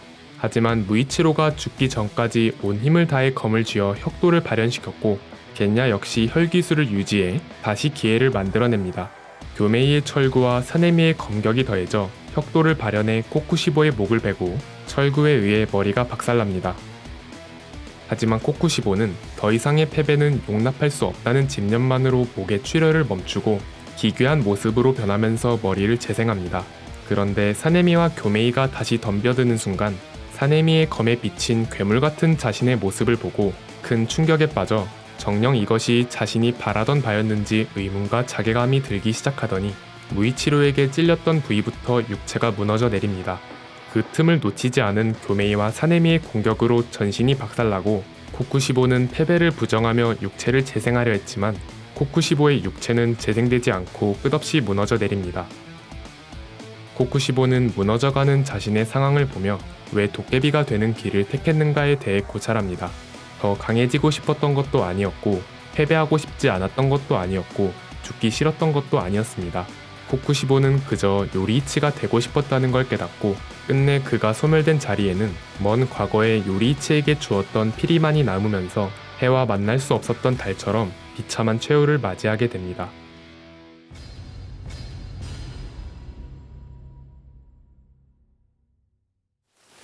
코쿠시보는 최초의 호흡 사용자 중 한 명이었고 모든 주가 발현하지는 못한 반점에다가 내비치는 세계까지 사용할 수 있는 경지에 오른 인물이었습니다. 그 정도의 검사가 자발적으로 도깨비로 변해 인간의 신체적 한계를 초월하는 힘까지 가지게 되면서 명실공히 귀멸의 칼날 세계관 최강자 중 한 명으로 볼 수 있습니다. 코쿠시보는 달의 호흡을 사용합니다. 인륜도 고유의 색은 보라색이며 유일하게 5대 기본 계파가 아닌 최초의 호흡인 해의 호흡을 독자적으로 변형해 만들어진 호흡법입니다. 인간이었을 시절뿐 아니라 도깨비가 된 후에도 긴 시간 동안 계속해서 수련한 결과 무려 16개의 형을 가지고 있습니다. 무장과 코쿠시보가 해의 호흡을 멸절시키기 위해 아무리 탄압해도 꼬박꼬박 적성자가 나타나고 급기야 히노카미 카구라라는 춤의 형태로 변형되어 어떻게든 계승된 해의 호흡과 달리 달의 호흡은 단 한 명의 적성자조차 나타나지 않았고 결국 계승조차 되지 않아 실전된 아류 호흡입니다. 해의 호흡에서 파생된 호흡이기에 해의 호흡과 공통으로 갖는 특징이 있습니다. 달의 호흡 역시 대부분 공격 기술이라는 점입니다. 달의 호흡은 6형까지는 휘두르는 검의 궤적에 추가적인 참격이 따라오는 느낌이지만 7형부터는 초승달 모양의 검기가 상대를 직접 공격하기 시작합니다. 모든 기술의 이름에 형이 붙어 호흡법 기반의 기술 같지만 코쿠시보의 칼이 변형되어야 사용할 수 있다는 점에서 혈기술이 섞인 기술이므로 전집중 호흡보단 자신의 육신으로 만든 검, 허곡신거를 통한 기술로 보는 게 더 정확합니다. 작중 등장한 달의 호흡 기술들은 다음과 같습니다. 제1의 형, 암월, 밤의 궁궐, 순식간에 검을 휘둘러 참격을 날리는 기술로 무이치로조차 간파하지 못하고 한쪽 팔을 잃게 되었습니다. 제2의 형, 주화의 농월, 연속으로 검을 휘두르는 광범위한 공격입니다. 귀살대 최강 교메이의 공격을 받아 쳐냈습니다. 제3의 형, 염기월, 지우기, 크고 빠르게 연격을 가하는 기술입니다. 제5의 형, 월백체화, 칼을 휘두르지 않고도 자신 주변의 반경에 광범위한 참격을 날립니다. 제6의 형, 상야고월, 무간, 세로 방향으로 호를 그리는 무수한 참격으로 주변을 광범위하게 난도질합니다. 제7의 형, 액경, 아름답게 비추는 달, 칼을 변화시켜 간격을 넓힌 후 원거리에서 찢어 발기는 듯한 참격을 날립니다. 제8의 형, 원룡 륜미, 이령과 비슷하지만 더 강력한 힘으로 일격을 가해 더 넓은 범위를 도려내듯 후려치는 기술입니다. 제9의 형, 이지러지는 달, 연면, 칼을 등 뒤에서 전방으로 휘둘러 초승달 같은 참격을 쏟아내는 기술입니다. 제10의 형, 천면참, 나월, 타원형의 톱처럼 생긴 여러 겹의 참격을 날리는 기술입니다. 도주로를 차단하듯 지면을 깎아내면서 상대를 덮칩니다.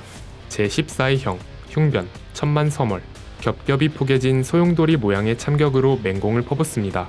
넓은 범위를 공격할 수 있는 만큼 틈새도 생깁니다. 제16의 형, 워롱, 조각달, 여러 명의 상대를 정확하게 노리면서 위에서부터 지면을 꿰뚫는 기술입니다. 코쿠시보도 도깨비인 만큼 혈기술 역시 가능한데 코쿠시보는 자신의 뼈와 살로 만든 육평검, 허곡신거를 통해 검사로서 전투합니다. 코쿠시보는 검을 휘두를 때마다 초승달 형상의 잔상들을 쏟아낼 수 있습니다. 다른 상현들의 혈기술과 비교하면 단순한 효과 같지만 강화된 참격의 크기나 속도, 범위 모두가 상상 이상의 파괴력을 갖고 있어 매우 단순한 효과지만 그 위력은 가히 상현의 1에 걸맞은 흉악한 혈기술입니다. 코쿠시보의 검은 도깨비의 육신으로 만들어진 만큼 도깨비에게 유효한 일륜도와의 충돌로 손상되기도 하며 검이 부러지면 피가 터지고 고기 조각이 떨어집니다. 하지만 무려 상현의 1의 살점인 만큼 상상 이상의 강도를 지녔을 것이고 설령 검이 부러지더라도 도깨비의 재생 능력처럼 순식간에 복구되기에 코쿠시보의 무기를 노리는 공격은 무의미합니다. 또한 신체 변형이 가능한 도깨비의 특성처럼 칼날의 길이를 느리고 줄이거나 형태를 7지도처럼 바꿔 참격의 위력을 강화시킬 수도 있습니다. 이를 응용한 전신 발도라는 기술도 가능한데 작중에선 전신에서 검날을 뽑아 무려 주 3명의 협공에도 대응하는 모습을 보여줬습니다.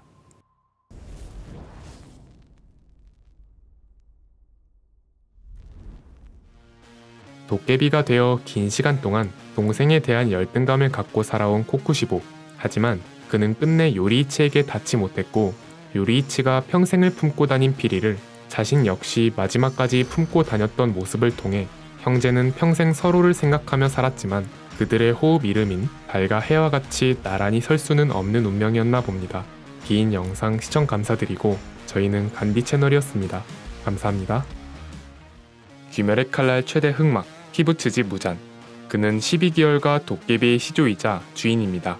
무잔의 힘은 상현에 비할 바가 아닌 수준이라고 하며 혈기술 외에도 무수히 많은 특수 능력을 가지고 있는데요. 과연 그는 얼마나 강력했을까요? 그리고 그는 어떤 이야기를 가지고 있을까요?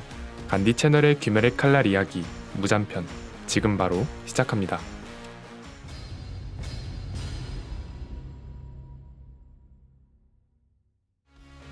본명, 불명, 통칭, 히부츠지 무잔. 나이, 최소 1000세 이상. 키, 179cm. 특징, 도깨비의 시조. 무잔은 외모뿐 아니라 나이, 골격, 심지어는 성별까지 자유자재로 변할 수 있어 실제 작중에서도 어린아이의 모습이나 성인 남성, 여성의 모습 등 다양한 모습을 보여주었습니다. 그래도 그의 가장 대표적인 모습은 흑색의 곱슬머리에 붉은 눈을 가진 미남의 모습입니다. 과거 회상에 따르면 이 외형이 본 모습과 가장 흡사하다는 사실이 밝혀집니다. 무잔은 지극히 이기적이고 전형적인 소시오패스다운 성격을 지녔습니다. 오로지 자신의 안위만을 생각하며 상대방의 감정을 전혀 이해하지 않고 공감하지도 않는 모습을 보여줍니다. 잡도깨비는 그렇다 쳐도 자신의 신복인 12개월마저도 동료 취급은커녕 부하조차 아닌 그저 장기말 정도로 여겨 일이 자기 뜻대로 풀리지 않았을 땐 12개월에게도 폭언이나 모욕을 서슴지 않습니다. 무잔은 자신을 인간보다 우월한 존재로 생각합니다. 무잔의 목표는 바로 햇빛을 극복하는 것. 유일한 약점인 햇빛을 극복하고 불로 불사인 완벽한 생명체로 거듭나는 것이 유일한 목표입니다. 최대 흑막치고는 의외로 소박한 편인데 목표는 소박한데 그 목표를 이루는 과정에서 일어나는 참사가 문제입니다. 그가 지나간 곳은 항상 무고한 희생자와 피해자가 발생하며 그런 피해자들이 뭉쳐서 만들어진 집단이 바로 귀살대입니다.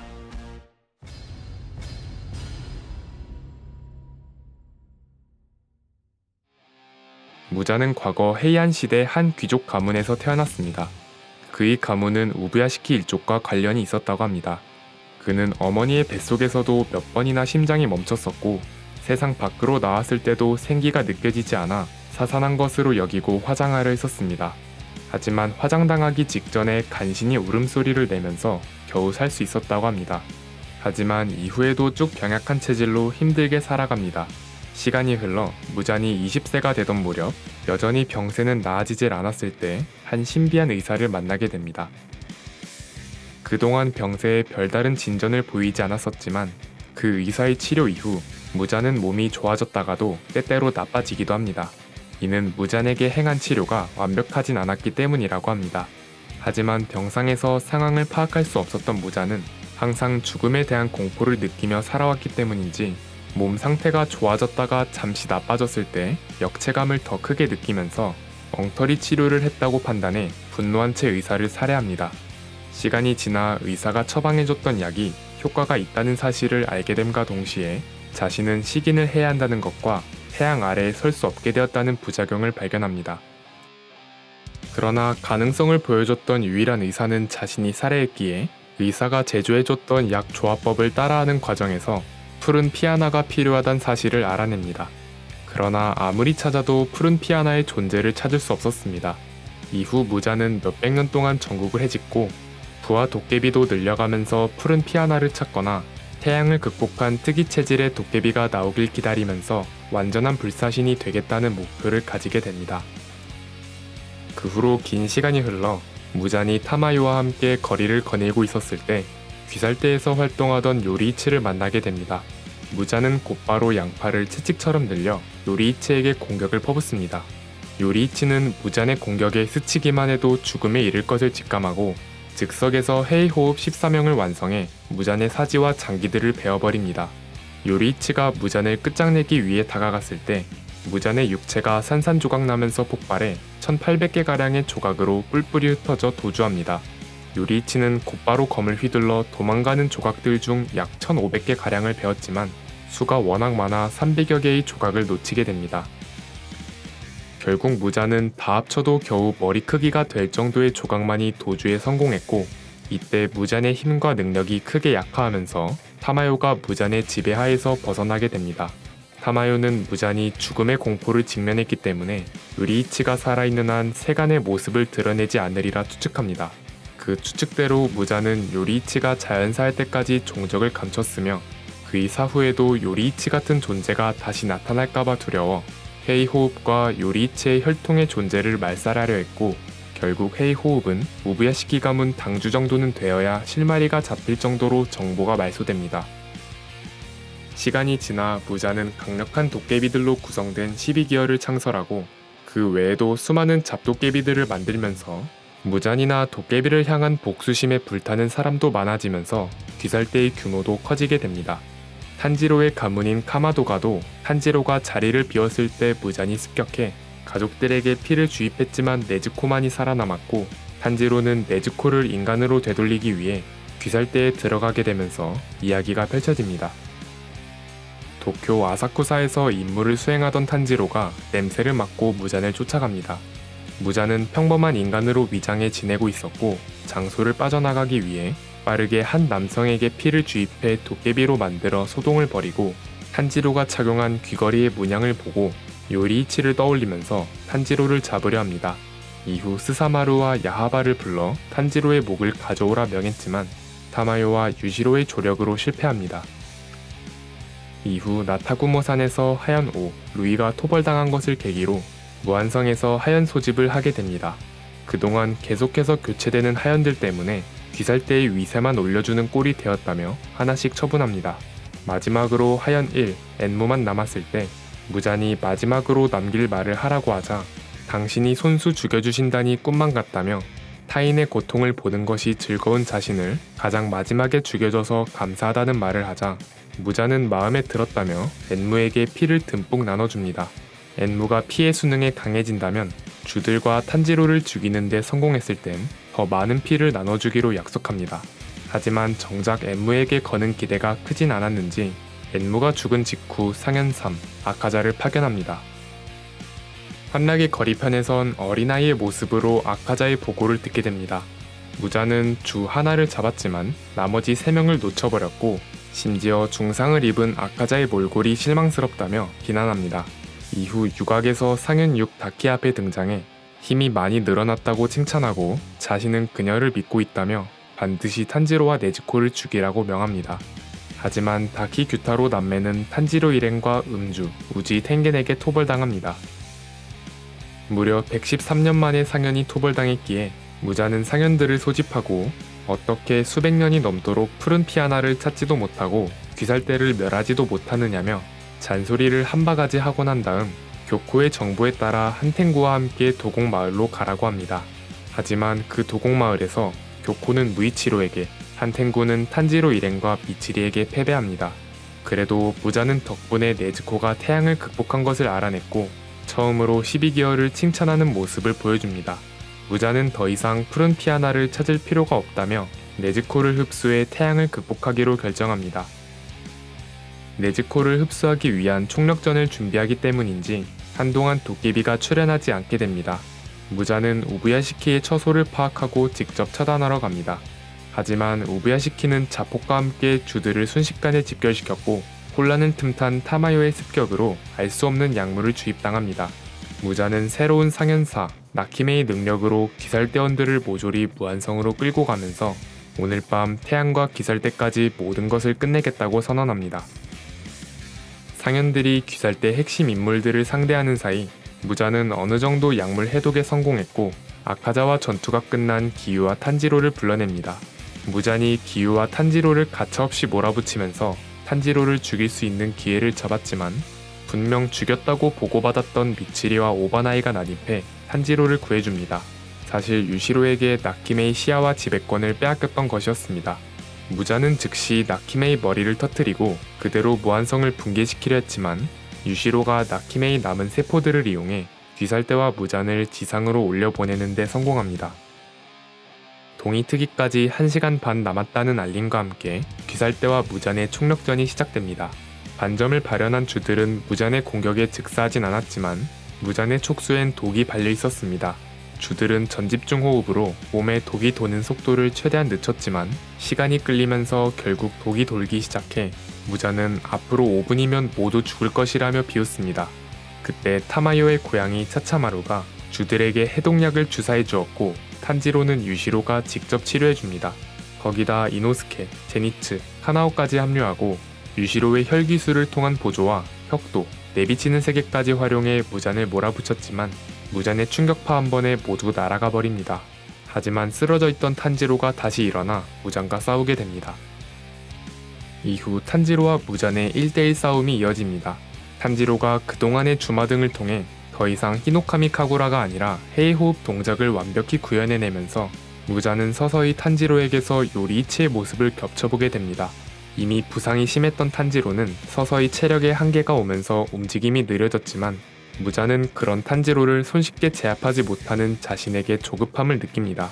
무자는 체내에 있는 타마요의 세포들을 긁어모아 타마요의 기억의 잔재들을 통해 주입당한 약의 두 번째 약효를 알게 됩니다.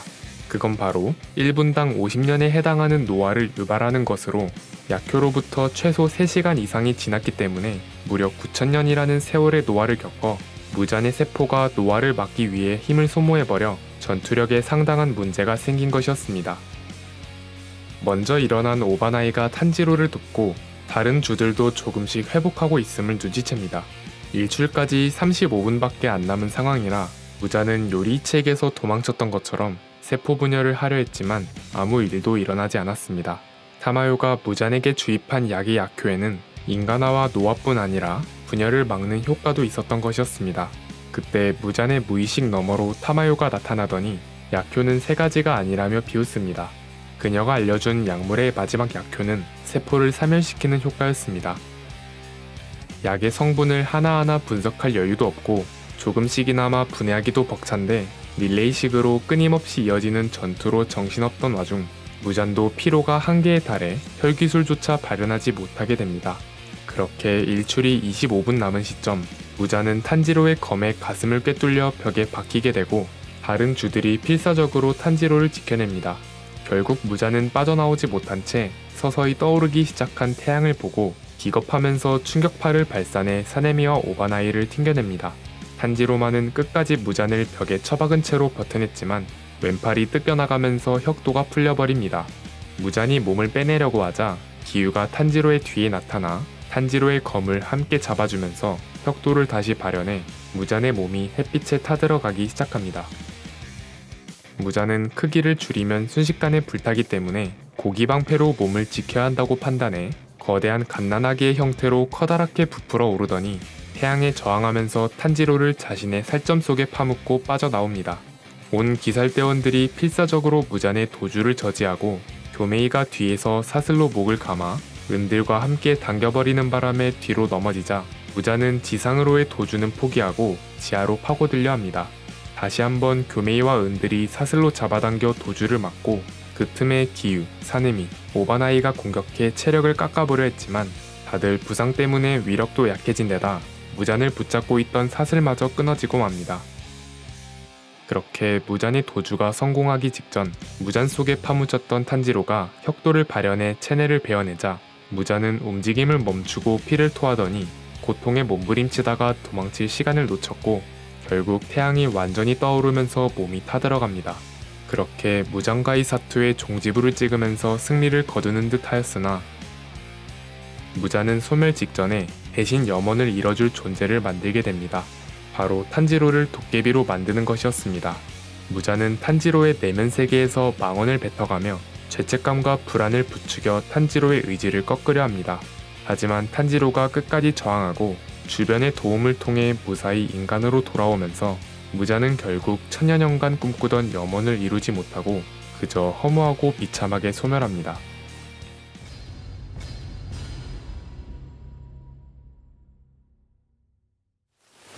무잔은 귀멸의 칼날 최강의 도깨비입니다. 기본적으로 상현은 주 3명 정도면 어느 정도 대등하게 상대할 수 있다는 게 정설이지만 반점과 혁도까지 발현한 주들을 단독으로 상대하면서 동시에 탄지로 일행까지 모조리 상대했습니다.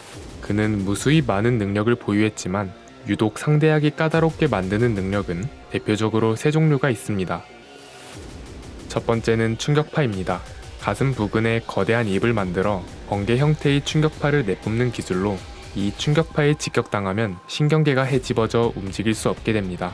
사용 당시 타마요의 약으로 전투력이 약화된 상태였음에도 귀살대 전원을 한 번에 리타이어 시켰을 정도의 위력이었습니다. 만약 타마요의 약이 없었다면 이 충격파 하나만으로도 귀살대의 패배가 되었을 수도 있습니다. 두 번째는 신체 변형입니다. 신체 변형 자체는 도깨비들이 가지는 기본적인 능력이지만 무잔의 신체 변형은 엄청나게 자유로워 자신의 팔을 늘리는 데 그치지 않고 겉을 골격으로 둘러싼 채찍으로 변화시킵니다. 그 채찍에는 무수히 많은 갈퀴가 돋아있는데 이 갈퀴가 다른 대상의 피부에 접촉하는 순간 대량의 피를 주입하기 때문에 즉사기와 다름없는 수준입니다. 또한 등의 뼈에서 촉수를 뽑아낼 수 있는데 촉수에 달린 갈고리에도 적용된다고 합니다. 다리 쪽에도 촉수 생성이 가능하며 속도 자체는 이쪽이 더 빠르기에 평소엔 사용하지 않다가 상체의 촉수를 눈속임 삼아 치고 빠지는 식으로 사용합니다. 이 외에도 신체 내부의 장기 위치를 계속 바꾸기 때문에 심장이나 뇌를 노리는 통상적인 공격으로는 무잔에게 유효타를 가하기 어렵습니다. 세 번째는 엄청난 회복력입니다. 블로불스와의 완벽한 생명체로 거듭나는 것이 목표인 만큼 무잔 자체의 생명력부터가 남달라 최종 국면 전투 당시 타마요의 약에 의해 무려 9000년이나 노화된 상태에서도 그 정도의 강함을 보여줬습니다. 또한 상현들과 차원이 다른 재생 속도를 보유하고 있습니다. 그 속도는 일륜도로 무잔의 목을 베어봤자 검이 목을 베고 지나가면 이미 재생이 끝나 있는 수준이라 도깨비의 대표적인 약점 중 하나인 참수를 극복함으로 태양 외에는 무잔을 죽일 방법이 없습니다. 이 외에도 무잔이 가진 능력은 도깨비를 만드는 능력, 강화, 흡수, 세포 파괴 등 요약하자면 도깨비로 만든 대상을 자유자재로 조종하는 능력입니다. 그리고 무잔의 혈기술이라고 밝혀진 기술인 흑혈지극이 있습니다. 자신의 피를 가시가 돋아있는 유자철선 형태로 응고시켜 방출합니다. 적을 휘감으면서 무수한 찰가상을 내어 자신의 피를 주입하기 위한 기술입니다. 최종 국면 초반부에 교메이를 상대로 시전했으나 무잔이 약화된 상태였기 때문에 간단히 파괴되었고 그 이후로는 사용하지 않았습니다.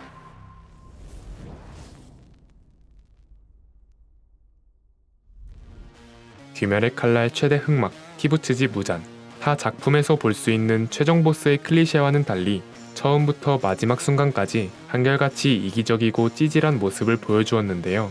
괜한 이미지 세탁이나 공감대를 형성하기 위한 과거팔이 없이 그저 철저한 악역으로만 남았다는 점이 차라리 무잔을 개성있는 빌런으로 만들어주지 않았나 싶습니다. 긴 영상 시청 감사드리고 저희는 간디 채널이었습니다. 감사합니다.